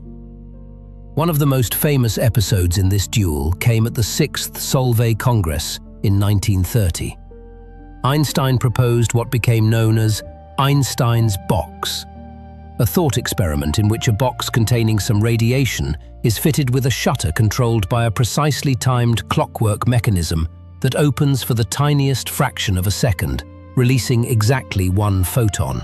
If the box is weighed before and after this event on ultra-precise scales, Einstein argued, you can know simultaneously both the exact moment the photon left, given by the clock, and the exact energy of the photon, calculated from the difference in the box's weight before and after, using the mass-energy formula Einstein himself derived years earlier. Since both the precise time and the precise energy of the photon are simultaneously known, this appeared to directly violate one form of the uncertainty principle, which forbids simultaneously knowing both time and energy with arbitrary precision. Bohr, by the recollections of people at the conference, was so shaken by the cleverness of this trap that he spent a sleepless night desperately hunting for the flaw. He found it, and found it in an unexpected place, in Einstein's own theory of relativity. Bohr pointed out that to weigh the box, it must be suspended from a spring scale in a gravitational field, and the very act of weighing causes the box to shift slightly in the vertical direction under gravity. But according to general relativity, which Einstein himself had created, a change in the box's height in a gravitational field changes the rate at which the clock inside runs. The gravitational time dilation effect we've discussed in the context of GPS satellites and atomic clocks. Taking into account this unavoidable uncertainty in the box's position during the weighing, and applying Einstein's own equations for gravitational time dilation, Bohr showed that the resulting uncertainty in the time of the shutter's firing was exactly the amount needed to keep the uncertainty principle intact and unviolated. Einstein had tried to use a thought experiment to break quantum mechanics, and the thought experiment turned out to be saved by his own theory of relativity. Einstein conceded defeat in this specific exchange with appropriate dignity, though his fundamental philosophical discomfort with the probabilistic nature of quantum mechanics never went away.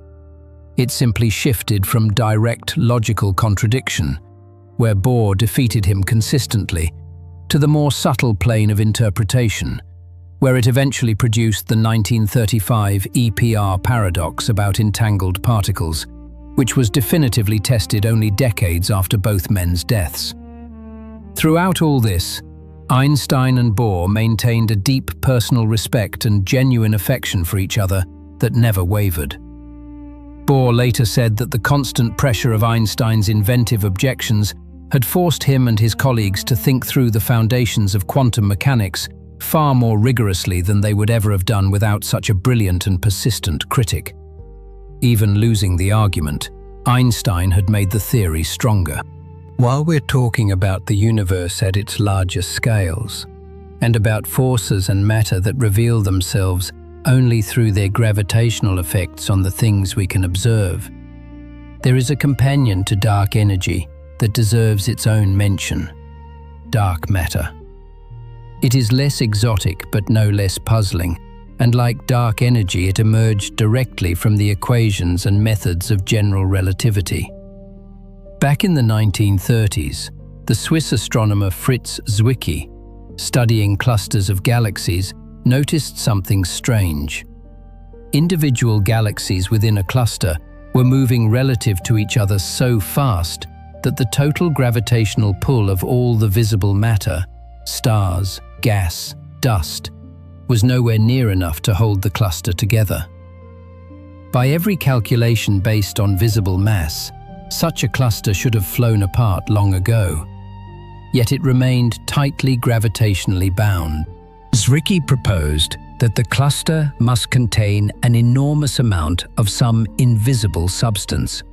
He called it dark matter, whose mass provided the missing gravitational glue, even though this matter emitted no light and was invisible to ordinary telescopes. For many decades, this idea stayed on the margins of astronomy, too bold a proposal to rest on one set of observations.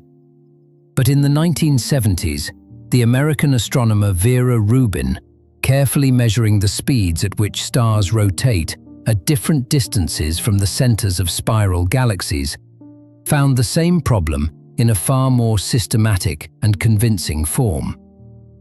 By simple Newtonian logic, stars on the outskirts of a galaxy, where the density of visible matter drops sharply, should orbit the galactic center noticeably slower than stars near the center, just as the outer planets of our solar system move slower in their orbits than the inner ones. Rubin's measurements showed the opposite. Repeatedly and unmistakably, the rotation speed of stars stayed nearly constant regardless of distance from the center, implying that around every visible galactic disk there must be distributed an enormous invisible halo of matter, with a total mass several times greater than all the visible stars combined. Since then, this evidence has been confirmed by multiple independent methods, from gravitational lensing, in which the light of distant galaxies is noticeably bent by passing through clusters containing far more mass than is visible to any telescope, to detailed measurements of the relic radiation left over from the universe's earliest moments.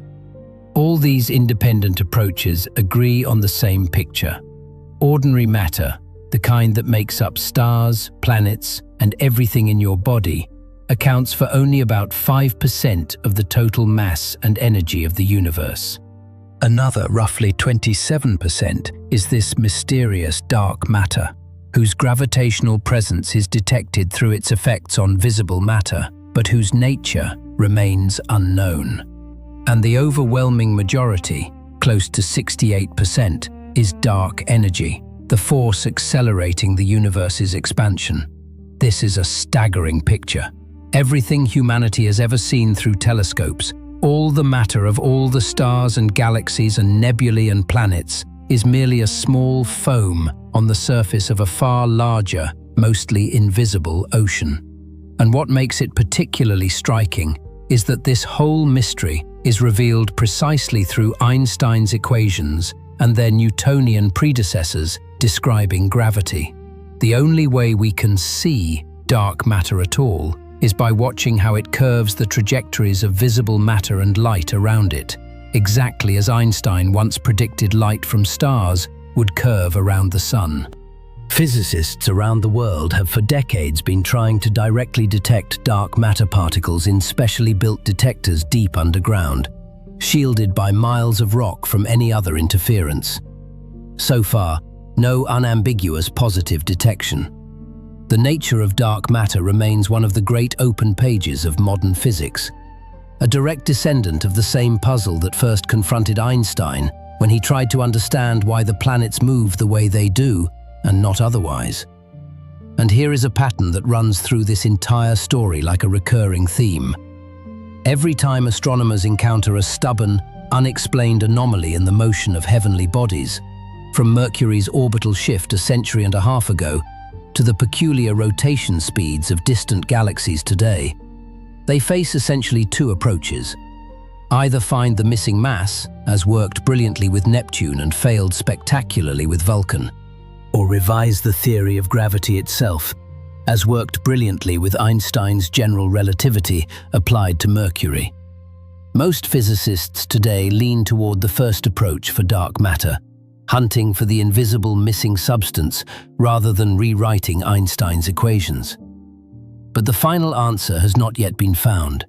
In the winter of 1916, Just weeks after Einstein published the final version of his gravitational field equations, a German physicist and astronomer named Karl Schwarzschild, then serving on the Russian front of the First World War and suffering from a severe illness that would soon kill him, wrote Einstein a letter. The situation itself almost defies imagination. A man dying of illness in a trench, simultaneously solving problems in the latest physics theory and mailing his solutions to the theory's creator in Berlin. Schwarzschild had read Einstein's paper, found it gripping, and in the few weeks available to him between military duties, managed to find the exact mathematical solution of the new equations for the simplest possible case: a stationary, perfectly spherical, non-rotating body of given mass. Schwarzschild's solution was mathematically flawless, but contained one extremely strange feature. If all of an object's mass were compressed into a sufficiently small volume, a radius specific to each body, now called the Schwarzschild radius, the equations began behaving in a deeply unusual way right at that boundary. According to the mathematics, time at this boundary, from the perspective of a distant observer, would literally stop, come to a complete halt, while the gravitational curvature would become so extreme that nothing, not even light, could escape from inside that boundary. Einstein himself, on reading through this solution and watching its subsequent development by others over the years, responded with deep skepticism toward the idea of such objects. In 1939, he published a paper attempting to mathematically prove that such maximally compressed objects could not arise in the real physical universe, that nature would somehow not allow matter to collapse to such a density, and that the entire mathematical peculiarity was no more than a formal artifact of the equations, never realized in practice.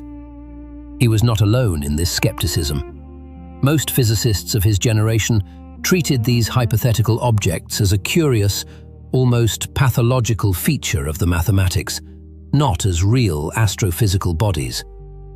The term black hole itself would not appear until much later, coined in the 1960s by the American physicist John Wheeler, the same Wheeler who invented the pithy summary of general relativity about space-time and matter.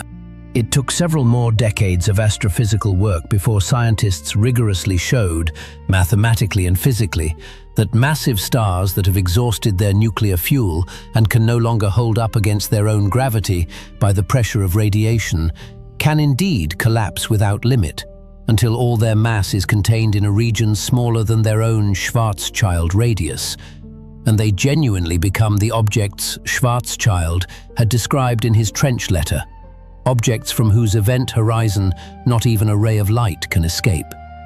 This story contains one of the most striking features of general relativity's history.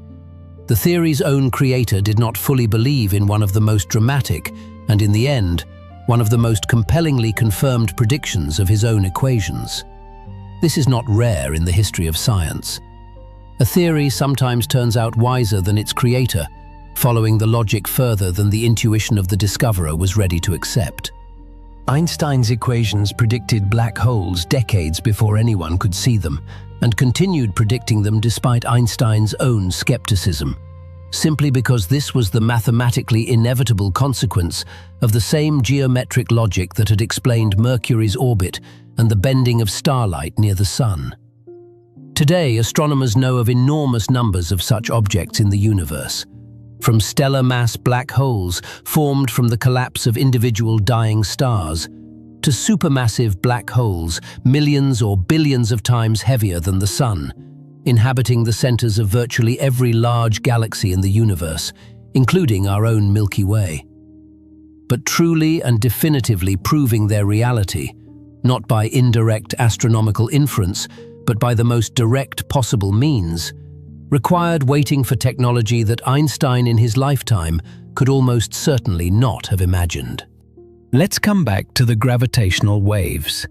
That ripple in the curvature of space-time that Einstein predicted in 1916 and then, at various points in his life, doubted anyone could ever detect, given how weak the effect must be. To feel how right he was about the weakness, one number is enough. When two massive black holes, each dozens of times heavier than the Sun, merge somewhere in a distant galaxy, releasing in a fraction of a second more energy than all the stars in the visible universe emit combined, the gravitational wave produced by this event, by the time it has traveled hundreds of millions or billions of years to reach Earth, stretches and compresses all distances on our planet by an amount thousands of times smaller than the diameter of a single proton. To catch a distortion of such inconceivable smallness, physicists built an instrument of extraordinary precision, the LIGO Observatory, consisting of two identical detectors positioned at opposite ends of the United States, each forming a capital L shape. Two tunnels, about 2.5 miles long, set at right angles to each other, through which a laser beam bounces back and forth, measuring the distance between mirrors with a precision capable of detecting a shift of 1/10,000th the diameter of a proton.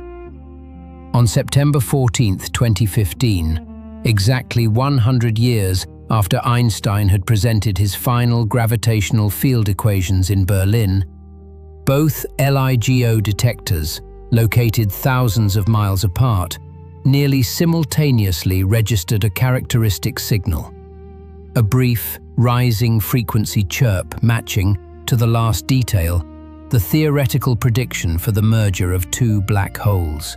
This was the first direct detection of gravitational waves in human history, confirming yet another prediction Einstein himself had at times doubted. But the story didn't stop there.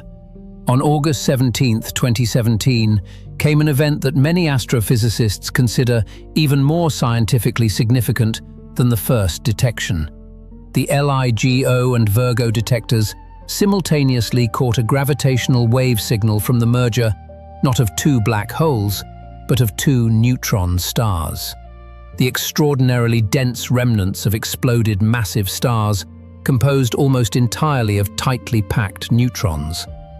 Just 2 seconds after the gravitational wave signal, orbiting telescopes registered a brief gamma-ray burst from the same region of sky. In the days and weeks that followed, dozens of ground-based and space telescopes around the world turned to the same point and detected a cascade of electromagnetic radiation across every wavelength, from X-rays to radio waves, produced by this same merger. For the first time in history, humanity simultaneously heard an astronomical event through gravitational waves and saw the same event through conventional electromagnetic light. The birth of what researchers called multi-messenger astronomy. This joint observation brought in a remarkable haul of new data.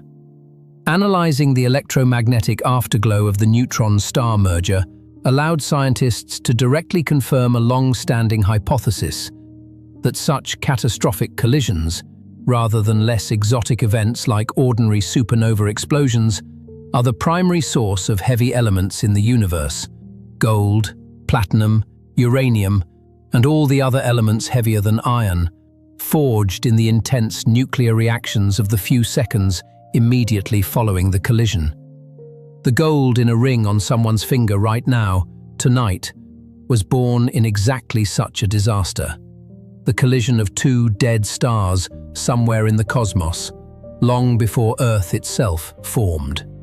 Additionally, comparing the arrival times of the gravitational wave and the electromagnetic flash from this single event, after both had traveled hundreds of millions of light-years of cosmic space, gave physicists one of the most precise experimental tests in history of a key assumption built into general relativity. The difference in arrival time between the two signals was vanishingly small relative to the enormous distance both had covered, confirming with extraordinary accuracy, better than any previous measurement, that gravitational waves travel at exactly the speed of light, exactly as Einstein's equations predict. The network of gravitational wave detectors continues to grow. The Japanese detector Kagra, built deep underground for better isolation from external vibrations, has joined LIGO and Virgo. Discussions continue about far more ambitious projects, including a proposed space-based observatory called LISA, designed to detect gravitational waves of a completely different, far lower frequency range, inaccessible to any ground-based detector. For instance, the slow rumble from the merger of supermassive black holes at the centers of colliding galaxies, a process taking millions of years and producing not the brief, sharp chirp that LIGO and Virgo catch, but a slow, extended hum, detectable only by instruments of a new generation. Among the modern tests of general relativity, alongside LIGO's gravitational waves and the black hole photograph, there is one less well known to general audiences, but in its own way no less elegant, an experiment called Gravity Probe B, which tested a prediction of Einstein's theory so subtle that confirming it required nearly half a century of preparation and some of the most precise gyroscopes ever built.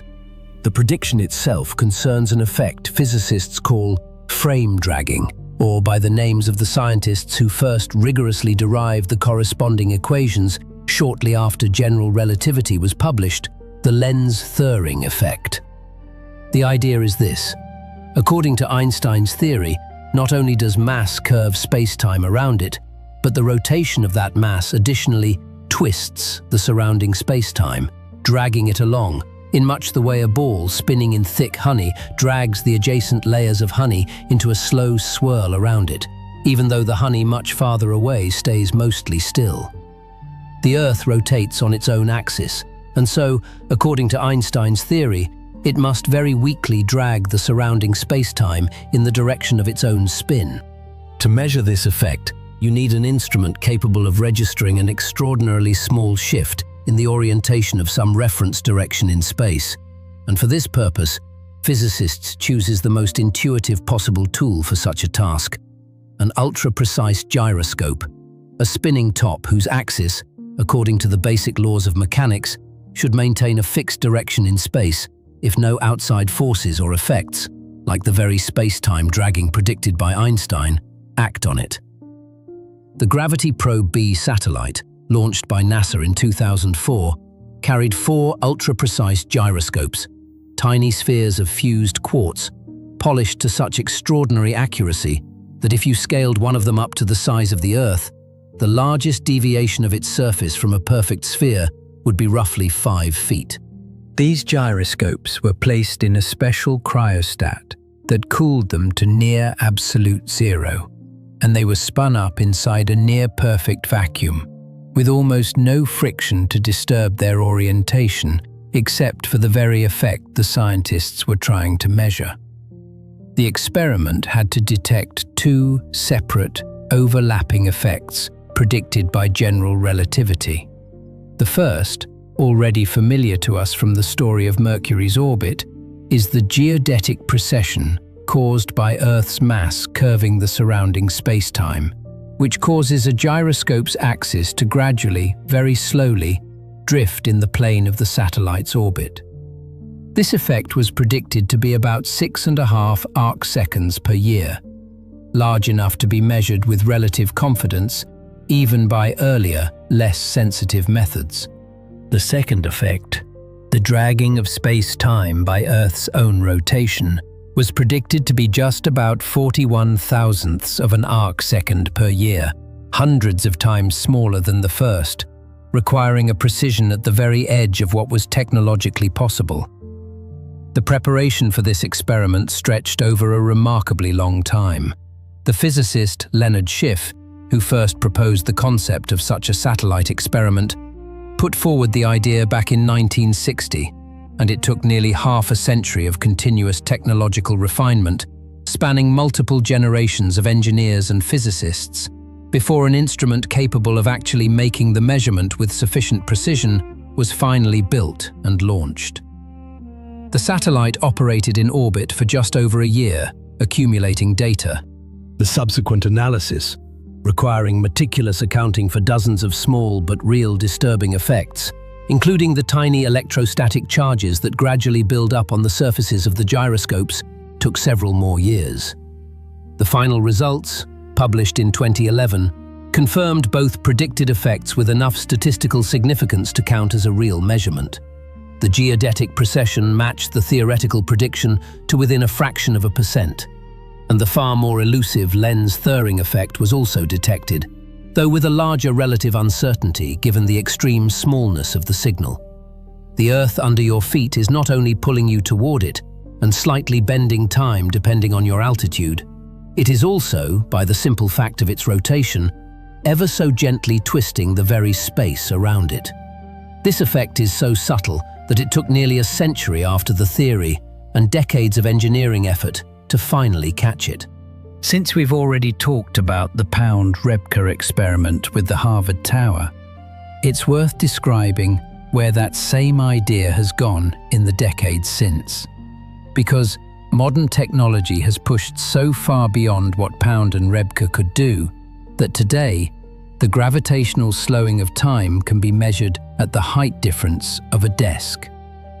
In 2010, a team of physicists at the National Institute of Standards and Technology in Boulder, Colorado, ran an experiment that would have seemed pure science fiction by the standards of any previous generation. They used what are called optical atomic clocks, a new generation of timekeeping devices that measure time by the frequency of oscillation of electrons inside individual, carefully trapped aluminium atoms, held in place by laser light, with a precision several orders of magnitude beyond the cesium atomic clocks that define the official second. By placing two such super-precise clocks side by side and then raising one of them by just 13 inches, about the height of a stack of books on a desk, the researchers were able to directly measure the difference in the rate of time between the two clocks, caused by that tiny difference in distance from Earth's center. The higher clock ran slightly faster than the lower one, exactly as general relativity predicts. The difference was vanishingly small, in the range of a few tens of quadrillionths in relative terms, but it was measured with clear statistical confidence, perfectly matching the prediction that follows directly from Einstein's equations. In the same experiment, the researchers also demonstrated the time dilation effect of special relativity, the slowing of time from velocity. They simply allowed one of the atoms to oscillate while drifting within its trap at a speed of just a few feet per second, comparable to a comfortable walking pace. And even at this almost laughably small speed by physics standards, the clock tied to the moving atom showed a measurable lag compared to the clock at rest. Since then, optical atomic clocks have become even more precise.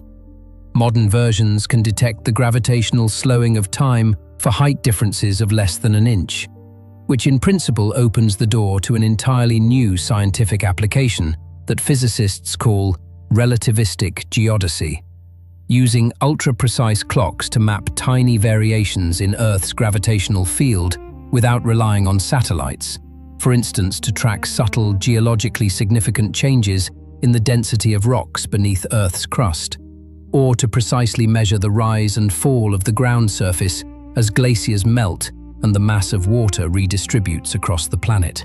Take a moment to absorb what this means. The effect that began as a purely theoretical consequence of a thought experiment about a weightless elevator in empty space, an idea Einstein worked out over a century ago, can today be directly observed by simply moving an instrument from the floor to the top of a desk. Time genuinely flows slightly faster at the height of your writing surface than at the level of the floor beneath your feet.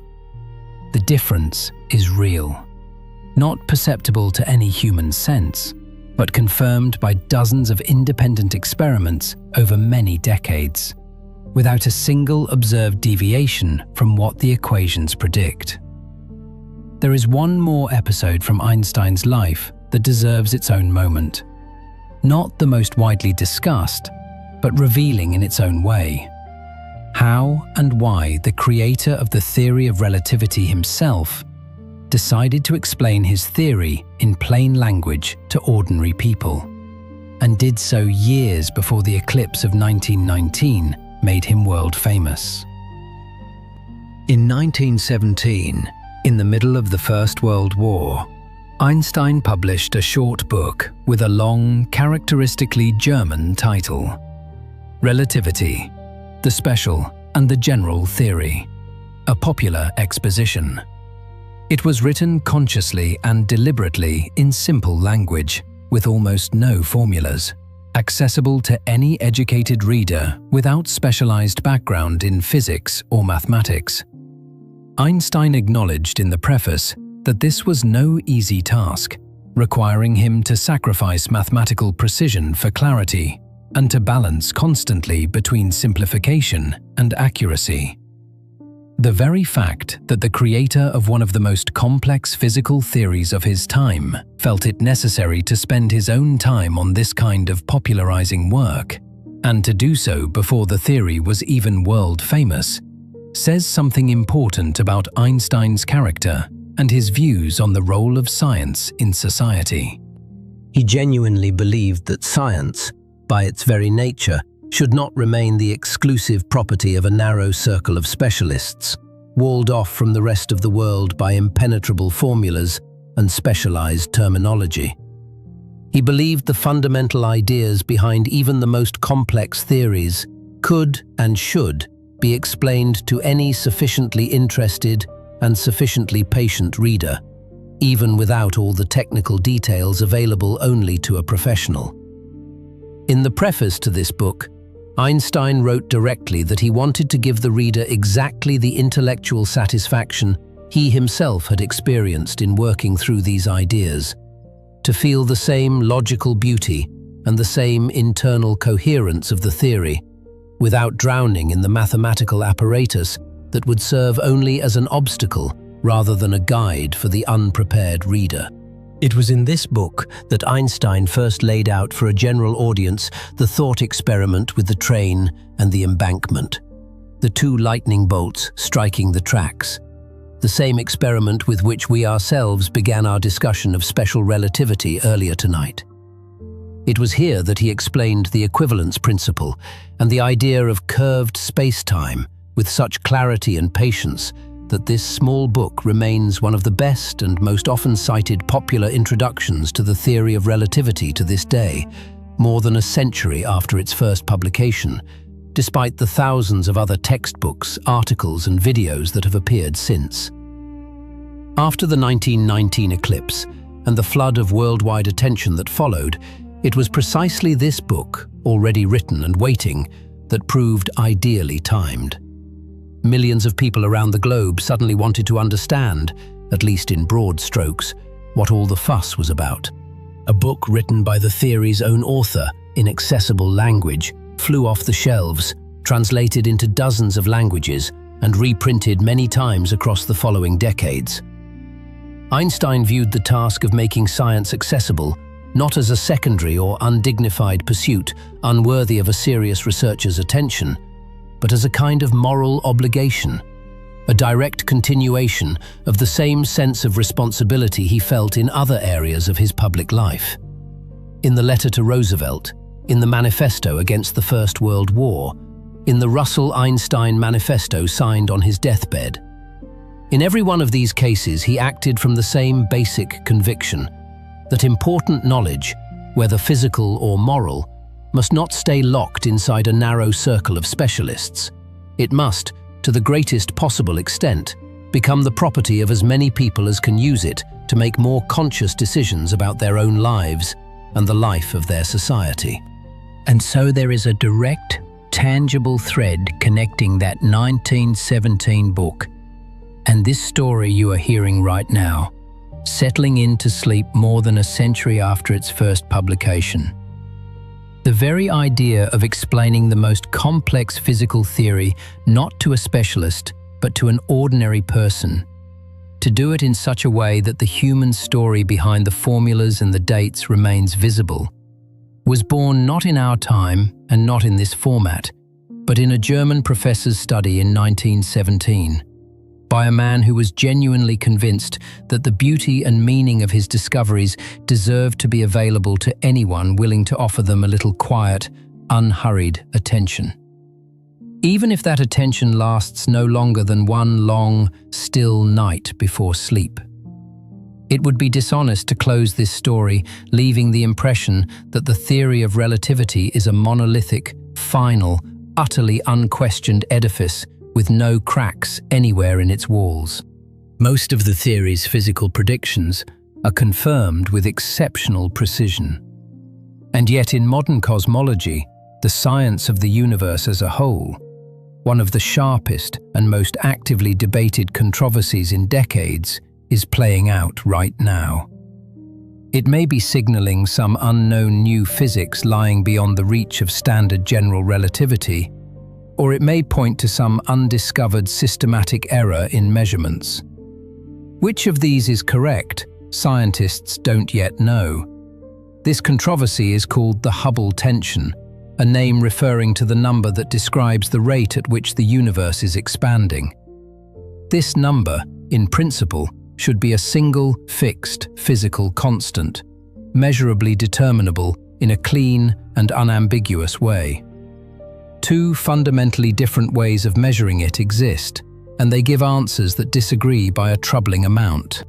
The first approach, called early, is based on observing the cosmic microwave background radiation, the faint, light echo of the universe's very first hot, opaque era, produced about 400,000 years after the Big Bang, and reaching us today as extremely weak, nearly uniform radiation, filling the entire sky in every direction.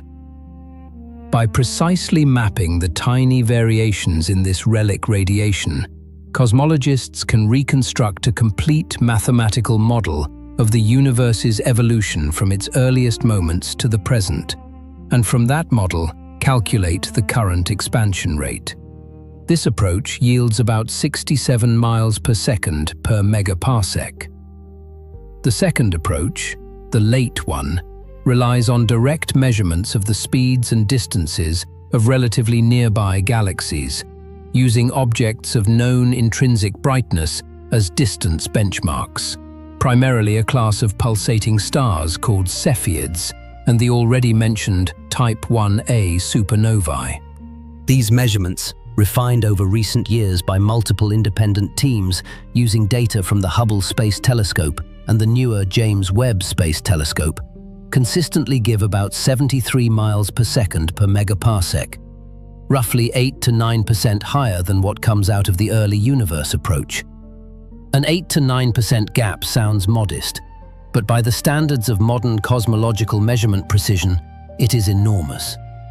The statistical confidence that this discrepancy reflects something real rather than random error is now estimated at around 5 sigma, meaning the odds of it being a pure statistical fluke are on the order of 1 in several million, the threshold at which any other anomaly in physics would already have been declared a discovery.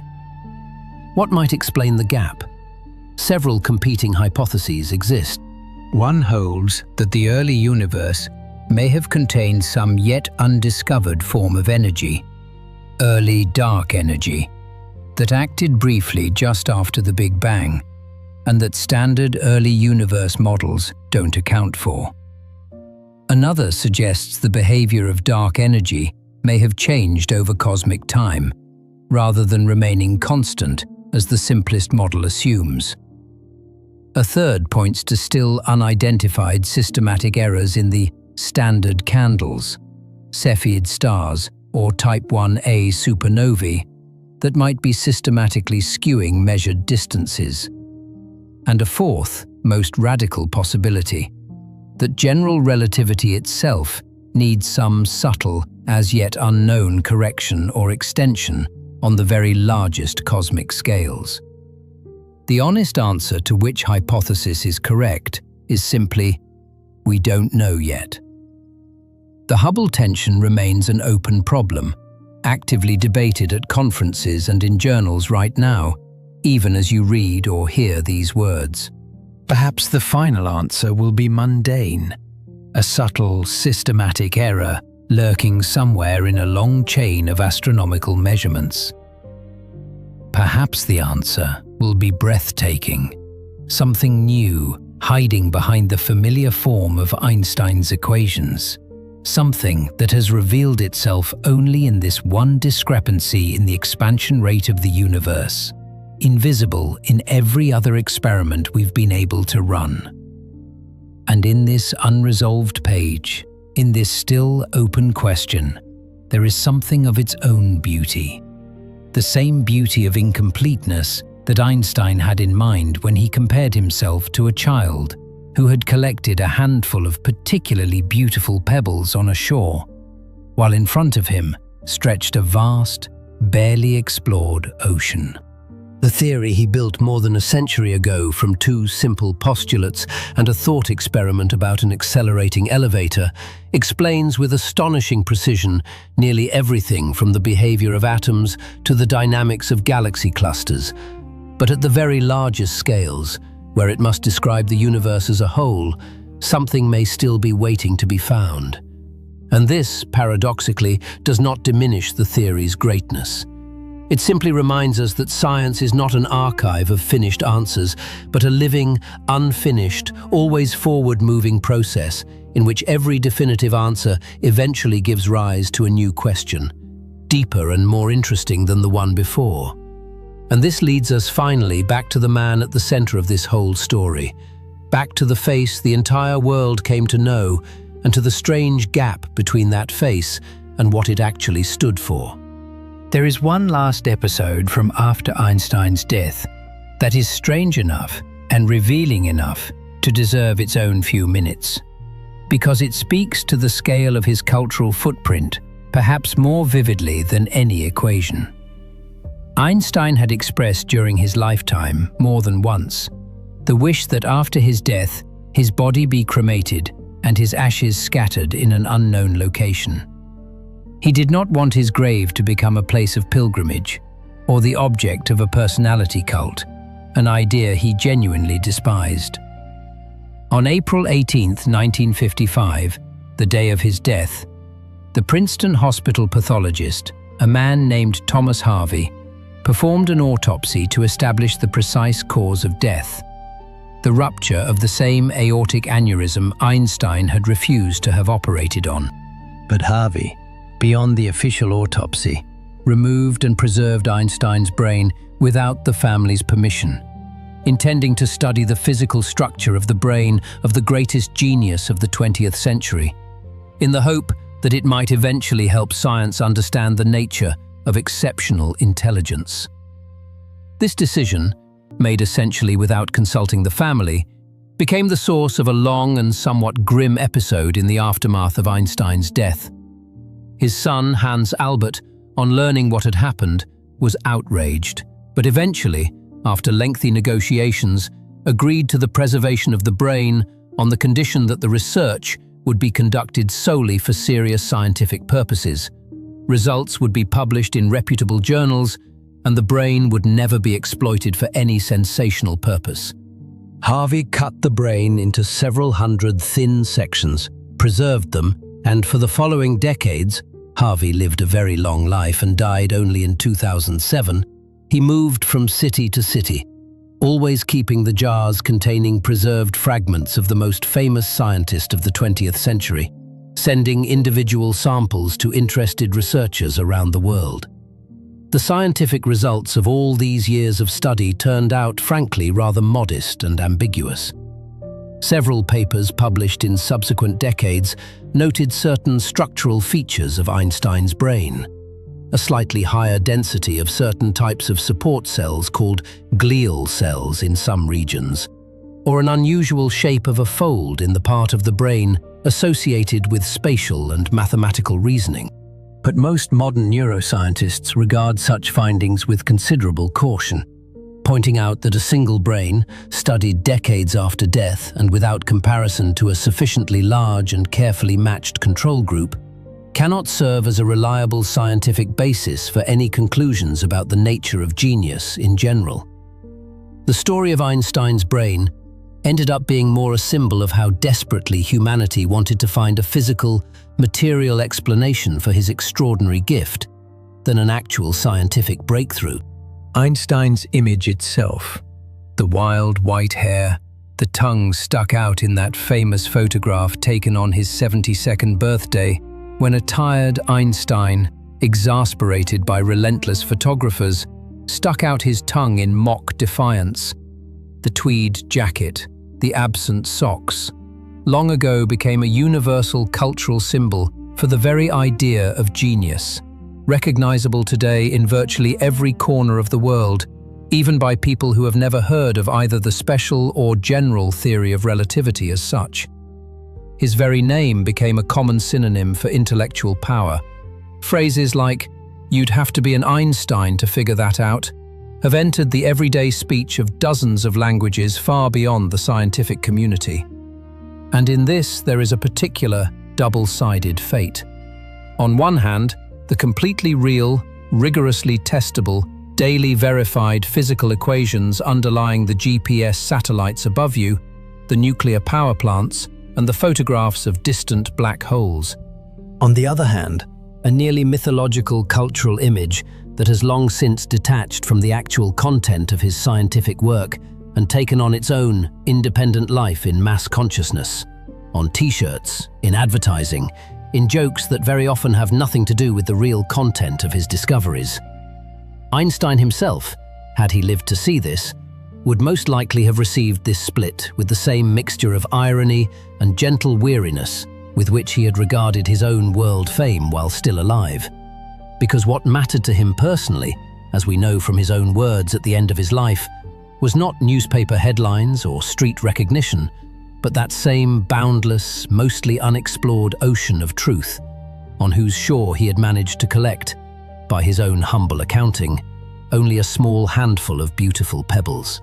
And now, having told the story of how this person's legacy fared both in science and in culture after his death, it is time to return to where we began this long evening, to that hospital room in Princeton, to the last hours of a life that was nothing if not thoroughly and completely lived.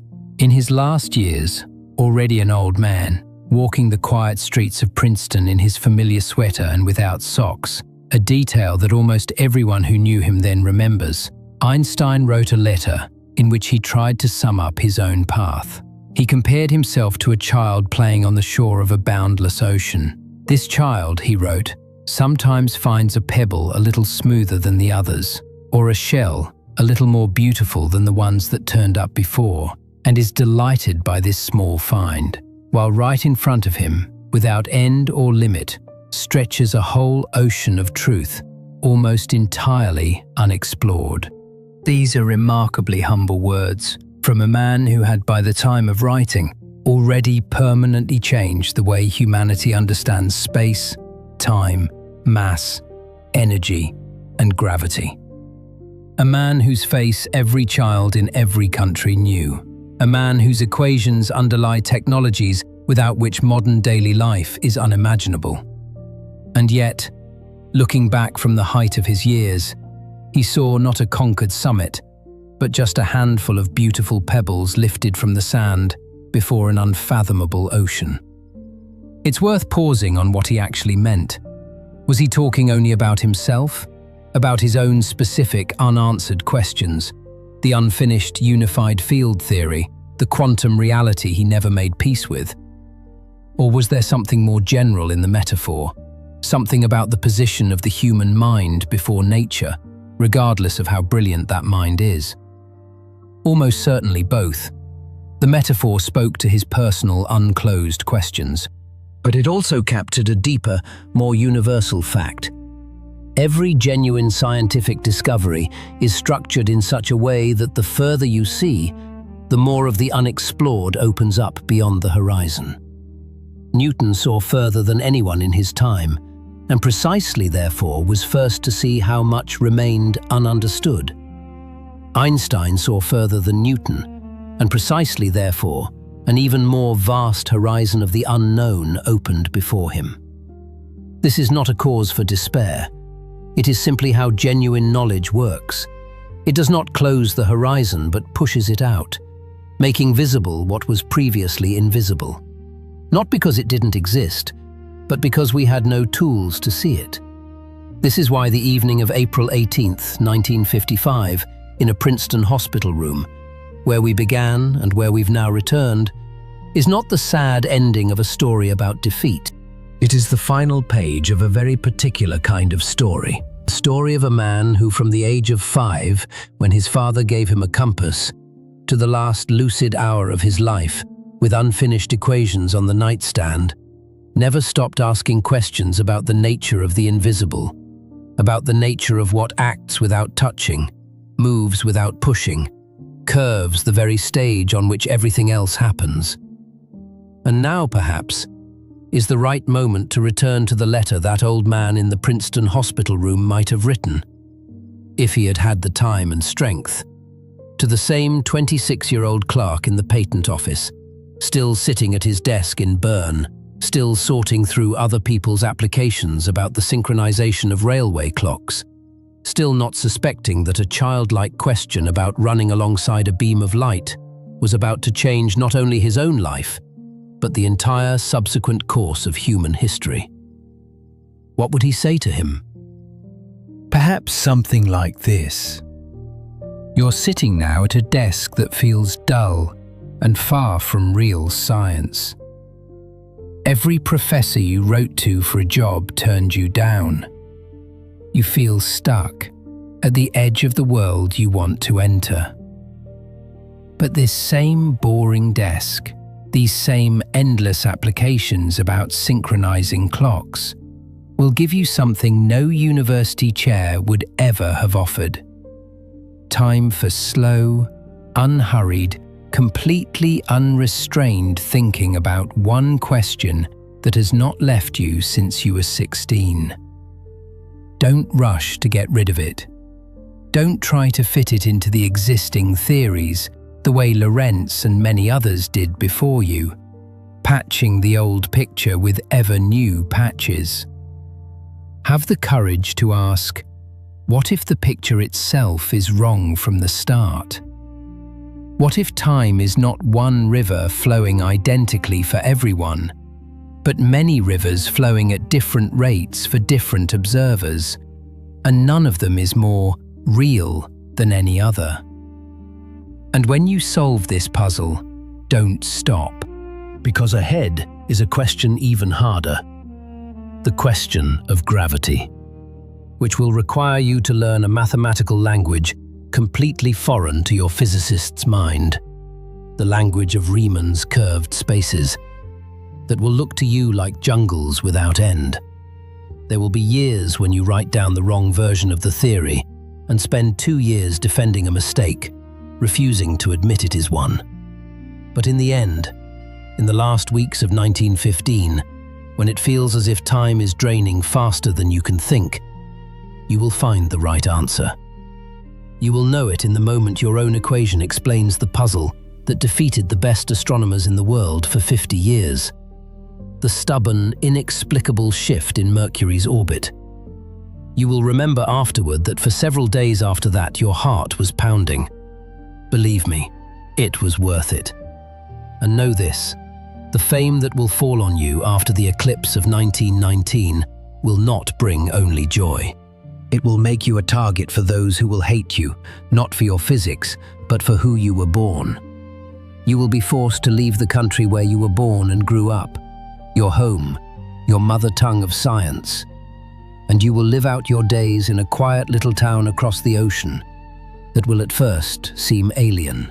But it is there, in that alien and quiet place, that you will find the peace to think, and you will live there longer than anywhere else in your life. And the last thing I want to tell you, not all of your own predictions you will accept right away. There will be things your own equations will show you that you won't believe, stars collapsing into an infinitely dense point, ripples running through space and time itself. You will doubt the reality of these things, the way you doubted the random numbers at the heart of quantum mechanics, the very theory you helped create. And that is all right. It does not mean you were wrong about what matters. It only means that even the sharpest mind having found the right equations, is not always ready to believe how far those equations can carry intuition beyond its starting point. Sometimes the theory turns out wiser than its creator. And this may be the most beautiful conclusion of this entire story. Not that one person understood everything, but that one person found the right rules of the game, and the universe then, across a century, step by step, in experiments and images of distant black holes, confirmed them one by one, including the ones he himself wasn't sure about. That is the letter the old man might have written to his younger self. Of course, no such letter was ever written, because the theory of relativity itself tells us clearly and without exception, you cannot send a signal backward in time to your past self. Cause always precedes effect, for every observer without exception, in every corner of the universe. The young Einstein had to walk this entire road alone, without hints from the future, guided only by his own stubborn refusal to accept on faith what seemed self-evident to everyone around him. And tonight, as you lie here in the dark, getting ready for sleep, sit with this for a moment. Right now, high above your head, GPS satellites carry onboard atomic clocks that run slightly faster than yours, by exactly the amount predicted by equations written more than a century ago by a tired but stubborn man at a patent desk. Somewhere in the universe, perhaps right now, two distant black holes are merging, and the ripple from their merger is already flying through empty space toward Earth, due to arrive millions of years from now, or perhaps much sooner. In the center of our own galaxy, a supermassive black hole, surrounded by a shimmering swarm of orbiting stars, turns in its slow, silent dance, completely indifferent to the fact that its existence once seemed to Einstein a mathematical curiosity. On mountain peaks, clocks run slightly faster than in the valleys below.